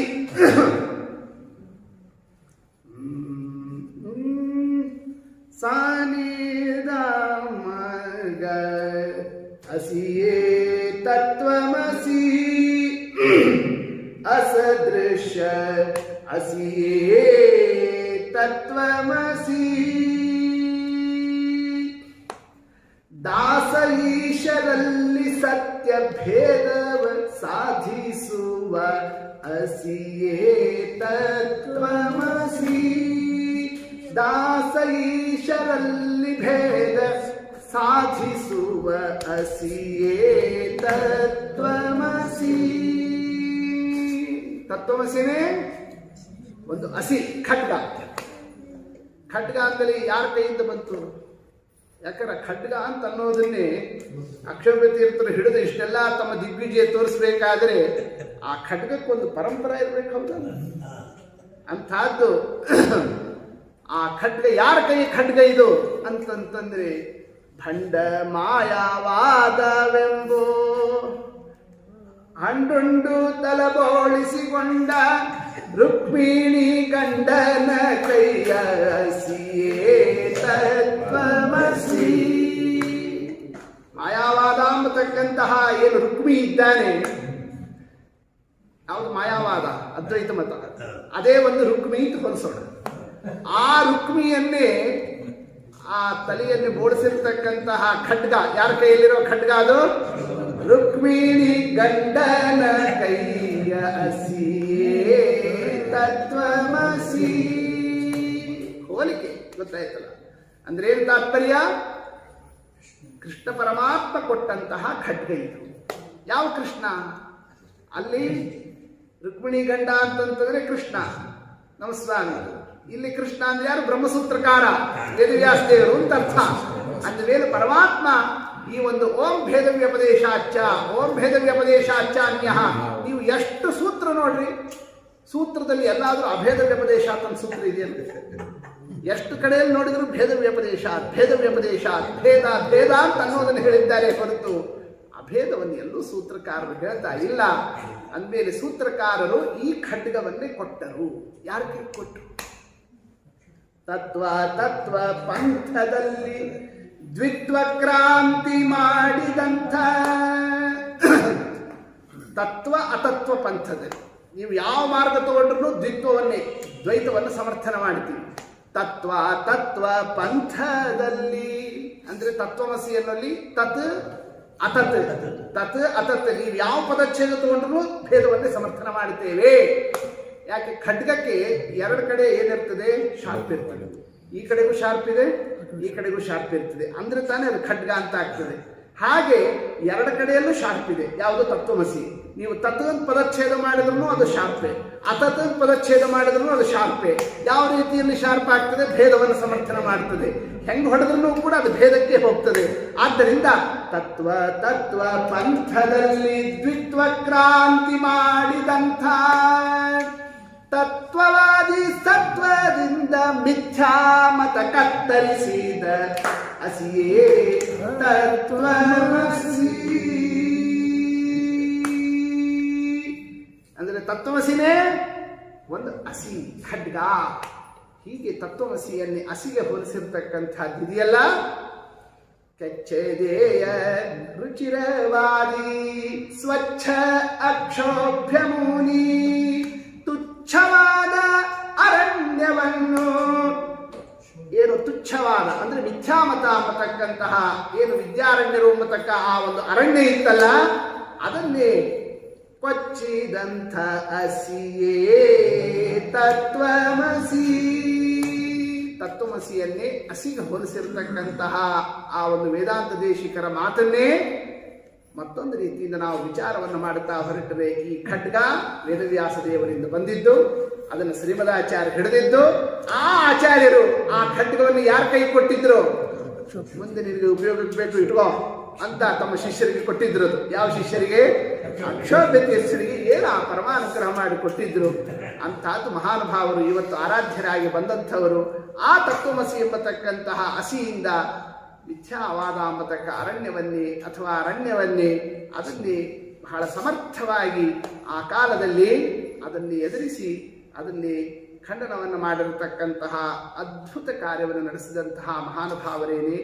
ಅದಕ್ಕೆ ಇದಿಷ್ಟು ಅರ್ಥ ಮನಸ್ಸಿನಲ್ಲಿ ಇಟ್ಟುಕೊಂಡೇನೆ. ದುರ್ವಾದಿವಾರಣ ವಿದಾರಣ ದಕ್ಷ ದೀಕ್ಷೋ ಅಕ್ಷೋಭ್ಯ ತೀರ್ಥ ಮುನಿರಾಜಮಃ ನಮಾಮಿ. ತಮ್ಮ ಗುರುಗಳು ಹೆಂಗಿದ್ದಾರೆ ಅದನ್ನೇ ಟೀಕಾರಾಯರು ಅಕ್ಷೋಭ್ಯ ತೀರ್ಥರ ಬಗ್ಗೆ ಮಾತನ್ನು ಹೇಳುವಾಗ ದುರ್ವಾದಿ ವಾರಣ ವಿದಾರಣ ದಕ್ಷ ದೀಕ್ಷಂ, ದುರ್ವಾದಿಗಳು ಎಂಬತಕ್ಕ ವಾರಣ ಆನೆಗಳ ವಿದಾರಣ ಸೀಳತಕ್ಕಂಥದ್ರಲ್ಲಿ ದಕ್ಷರೂ ಹೌದು ದೀಕ್ಷರೂ ಹೌದು. ಅದಕ್ಕೆ ಅವರು ಎಫಿಷಿಯೆಂಟು ಆಗಿದ್ದಾರೆ, ಅದಕ್ಕೆ ಬೇಕಾಗಿರೋ ದೀಕ್ಷಾವಂತರು ಆಗಿದ್ದಾರೆ. ದೀಕ್ಷಾ ಇದ್ದವರಿಗೆಲ್ಲ ಸಾಮರ್ಥ್ಯ ಇರಬೇಕು ಅಂತಿಲ್ಲ, ಸಾಮರ್ಥ್ಯ ಇದ್ದವರಿಗೆಲ್ಲ ದೀಕ್ಷಾ ಇರ್ತದೆ ಅಂತಿಲ್ಲ. ಅಂದಮೇಲೆ ನಮ್ಮ ಗುರುಗಳು ಹೆಂಗಿದ್ದಾರೆ, ಅವರು ದಕ್ಷರೂ ಹೌದು ದೀಕ್ಷರೂ ಹೌದು. ಹೀಗೆ ಅಕ್ಷೋಭ್ಯ ತೀರ್ಥರ ಆ ಒಂದು ಭವ್ಯವಾದಂತಹ ಸ್ವರೂಪವನ್ನೇ ಹೆಂಗೆ ನಾವು ಭಕ್ತಿ ಮಾಡಬೇಕು ಅನ್ನೋದನ್ನೇ ತಿಳಿಸಿಕೊಟ್ಟಿದ್ದಾರೆ ಟೀಕಾಕೃತ್ಪಾದರು. ಅಂತಹ ಮಹಾನುಭಾವರ ಅಂತಹ ಅಕ್ಷೋಭ್ಯ ತೀರ್ಥರ ಆರಾಧನಾ ದಿವಸದಲ್ಲಿ ಅವಶ್ಯವಾಗಿ ನಾವು ಈ ಅವರ ಒಂದು ದಿವ್ಯ ಚರಿತ್ರೆಯನ್ನು ಮನಸ್ಸಿನಲ್ಲಿ ಎಷ್ಟು ಸ್ಮರಣೆ ಮಾಡಿದರೂ ಕೂಡ ಅದು ಕಡಿಮೆ, ಮತ್ತಷ್ಟು ಅದನ್ನೇ ನಾವು ಭಕ್ತಿಪೂರ್ವಕವಾಗಿ ಸ್ಮರಣೆಯನ್ನು ಮಾಡುತ್ತಾ ಇಂತಹ ಅದ್ಭುತ ಕಾರ್ಯವನ್ನು ನಡೆಸಿದಂತಹ ಅಕ್ಷೋಭ್ಯ ತೀರ್ಥರೇ ಈ ಒಂದು ದಿವ್ಯವಾಗಿರತಕ್ಕಂತಹ ಚರಿತ್ರೆಯನ್ನು ತೋರಿಸಿದ್ದನ್ನು ನಾವು ನೋಡಿದಾಗ ಇನ್ನು ಸಮೀಪದಲ್ಲಿ ಅದೇ ಕ್ರಮದಲ್ಲೇನೆ ಅಂತಹ ಅನೇಕ ವಾದಿಗಳ ಜೊತೆಗೆ ಮತ್ತು ಸಿದ್ಧಾಂತದ ಸಮರ್ಥನವನ್ನು ಮಾಡುತ್ತಾ ಏನೊಂದು ದಿವ್ಯ ಚರಿತ್ರೆಯನ್ನು ತೋರಿಸಿರ್ತಕ್ಕಂತಹ ಸತ್ಯಧ್ಯಾನ ತೀರ್ಥರ ಆ ಒಂದು ವಿದ್ಯಾ, ಅವರ ಪ್ರತಿಭೆ, ಅವರ ಒಂದು ವಿಚಾರ, ಅದಕ್ಕೆ ಅವರು ಮಧ್ಯಸ್ಥರಾಗಿರತಕ್ಕಂತಹ ಆ ಒಂದು ಸಂದರ್ಭ, ಅಂತಹ ಸಂದರ್ಭದಲ್ಲಿ ಕಸ್ತೂರಿ ರಂಗಾಚಾರ್ಯರು, ಚಿಕ್ಕೇರೂರು ಸ್ವಾಮಿರಾಯಾಚಾರ್ಯರು ಇಬ್ಬರೂ ವಾದವನ್ನು ಮಾಡುತ್ತಾ ಇದ್ದರೆ ಇಬ್ಬರದನ್ನು ಇವ್ರದ್ದು ಅವ್ರಿಗೆ ಹೇಳಿ ಇವ್ರದ್ದು ಹೇಳಿ ಇಬ್ಬರದ ಮೇಲೆ ತಮ್ಮದೊಂದು ಹೇಳ್ತಿದ್ರಂತೆ. ಅಂಥ ಪ್ರತಿಭೆಯನ್ನು ಯಾರು ತೋರಿಸ್ತಾ ಇದ್ರು? ಸತ್ಯಧ್ಯಾನ ತೀರ್ಥರು, ಸೇತುರಾಮಾಚಾರ್ಯರು ಅದನ್ನು ತೋರಿಸ್ತಿದ್ರು ಎಂಬತಕ್ಕಂತಹ ಅವರ ಆ ಒಂದು ವಿಷಯವನ್ನು ಪ್ರತಿಪಾದನವನ್ನು ಮಾಡಿದ್ದಾರೆ. ಸೇತುರಾಮ ಇಹ ಮಧ್ಯಗತೋ ಭೂ. ಇದಿಷ್ಟು ಪರಮಾದ್ಭುತವಾದಂತಹ ಅವರ ಒಂದು ವಿಶ್ವ ಪಂಡಿತ ಮಣೀನ ನಿಷೇಧೆ, ಎಲ್ಲಾ ಪಂಡಿತರನ್ನು ಮೀರಿಸೋರು ಇವರು ಅನ್ನೋ ಒಂದು ಉದ್ಗಾರವನ್ನು ತೆಗೆದಿದ್ದಾರೆ. ಅವರ ಆ ಒಂದು ವೈಭವವನ್ನು ನೋಡಿ ಕಿನ್ನರಾಭಿಬುಧ ಪುರಾದುಪಯಾತಃ ಅನೇಕ ಶಿಷ್ಯರು ಬಂದಿದ್ದಾರೆ. ಅದರಲ್ಲಿ ವಿಶೇಷವಾಗಿ ಕಿನ್ನಾಳ ಜಯಾಚಾರ್ಯರು ಎಂಬತಕ್ಕಂಥವರು ಪ್ರಧಾನ ಶಿಷ್ಯರು, ಬಹಳ ವಿರಕ್ತರು. ಅವರ ಆ ವೈರಾಗ್ಯವನ್ನು ನೋಡಿಯೇನೇ ಮುಂದೆ ಪೀಠ ಯಾರಿಗೆ ಕೊಡಬೇಕು ಅನ್ನೋ ಸಂದರ್ಭ ಬಂದಾಗ ಸತ್ಯಧೀರ ತೀರ್ಥರು ಯಾರಿಗೆ ಪೀಠವನ್ನು ನೀಡಿದ್ದಾರೆ? ಕಿನ್ನಾಳ ಜಯಾಚಾರ್ಯರಿಗೆ. ಅವರೇನೇ ಸತ್ಯಜ್ಞಾನ ತೀರ್ಥರು ಅಂತ ಪ್ರಸಿದ್ಧರಾದಂತಹ ಮಹಾನುಭಾವರು, ಬಹಳ ದೊಡ್ಡ ತಪಸ್ವಿಗಳು. ಅವರ ಒಂದು ದಿವ್ಯ ಭವ್ಯ ಚರಿತ್ರೆ ಇದೆ. ಅದನ್ನು ಒಂದು ಸರ್ಗ ಇಡೀ ಅದನ್ನು ನಿರೂಪಣವನ್ನು ಮಾಡಿದ್ದಾರೆ ಗುರುವೈಭವದಲ್ಲಿ. ಅವರ ಒಂದು ತಪಸ್ಸು, ಅವರ ಒಂದು ಚರಿತ್ರೆ, ಅಲ್ಲಿ ನಡೆದಿರ್ತಕ್ಕ ಅನೇಕ ಮಹಿಮೆಗಳು, ಘಟನೆಗಳು. ವಿಶೇಷವಾಗಿ ಜಲಹಾಳಾಚಾರ್ಯರ ತಂದೆಗಳಿಗೆ ಗುರುಗಳು, ಅವರ ತಂದೆಗಳು ಸಾತ್ವಿಕಾಚಾರ್ಯರು, ಅವರಿಗೆ ಗುರುಗಳು ಯಾರು? ಸತ್ಯಜ್ಞಾನ ತೀರ್ಥರು. ಸತ್ಯಜ್ಞಾನ ತೀರ್ಥರಲ್ಲಿ ಅವರು ಶಾಂತಿ ಪಾಠ ಹಾಕಿ ಅಧ್ಯಯನವನ್ನು ಮಾಡಿದಂಥವರು.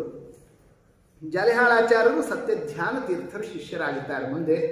ಹೀಗೆ ತಮ್ಮ ತಂದೆಗಳ ಗುರುಗಳು ಅನ್ನೋ ದೃಷ್ಟಿ, ಮತ್ತಷ್ಟೇ ಅಲ್ಲದೇನೆ ಸತ್ಯಧ್ಯಾನ ತೀರ್ಥರಿಗೆ ಪೀಠವನ್ನು ನೀಡತಕ್ಕ ಗುರುಗಳು ಹೌದು, ಪಾಠವನ್ನು ಪಡೆದಿರತಕ್ಕ ಶಿಷ್ಯರು ಹೌದು. ಅಂದರೆ ಪೀಠದಿಂದ ಗುರುಗಳು, ಪಾಠದಿಂದ ಶಿಷ್ಯರು. ಪೀಠ ಪಾಠ ನೋಡಿ, ಇಷ್ಟೇ ಪೀಪಾಗಳಲ್ಲಿ ಇಷ್ಟು ವ್ಯತ್ಯಾಸ ಇದೆ ಅಂತಹದ್ದು. ಹೀಗೆ ಆ ಒಂದು ಸತ್ಯಧ್ಯಾನ ತೀರ್ಥರಿಂದ ಉಭಯ ಸಂಬಂಧವನ್ನು ಹೊಂದಿರತಕ್ಕಂತಹ ವ್ಯಕ್ತಿಗಳು ಯಾರಾಗಿದ್ದಾರೆ? ಸತ್ಯಜ್ಞಾನ ತೀರ್ಥರು. ಅವರ ಆಶ್ರಮ, ಅವರ ದಿವ್ಯ ಭವ್ಯ ತಪಸ್ಸು ಚರಿತ್ರೆ ನಾಳೆ ವಿಸ್ತಾರವನ್ನು ಮಾಡೋಣ. ಶ್ರೀಕೃಷ್ಣಾರ್ಪಣಮಸ್ತು.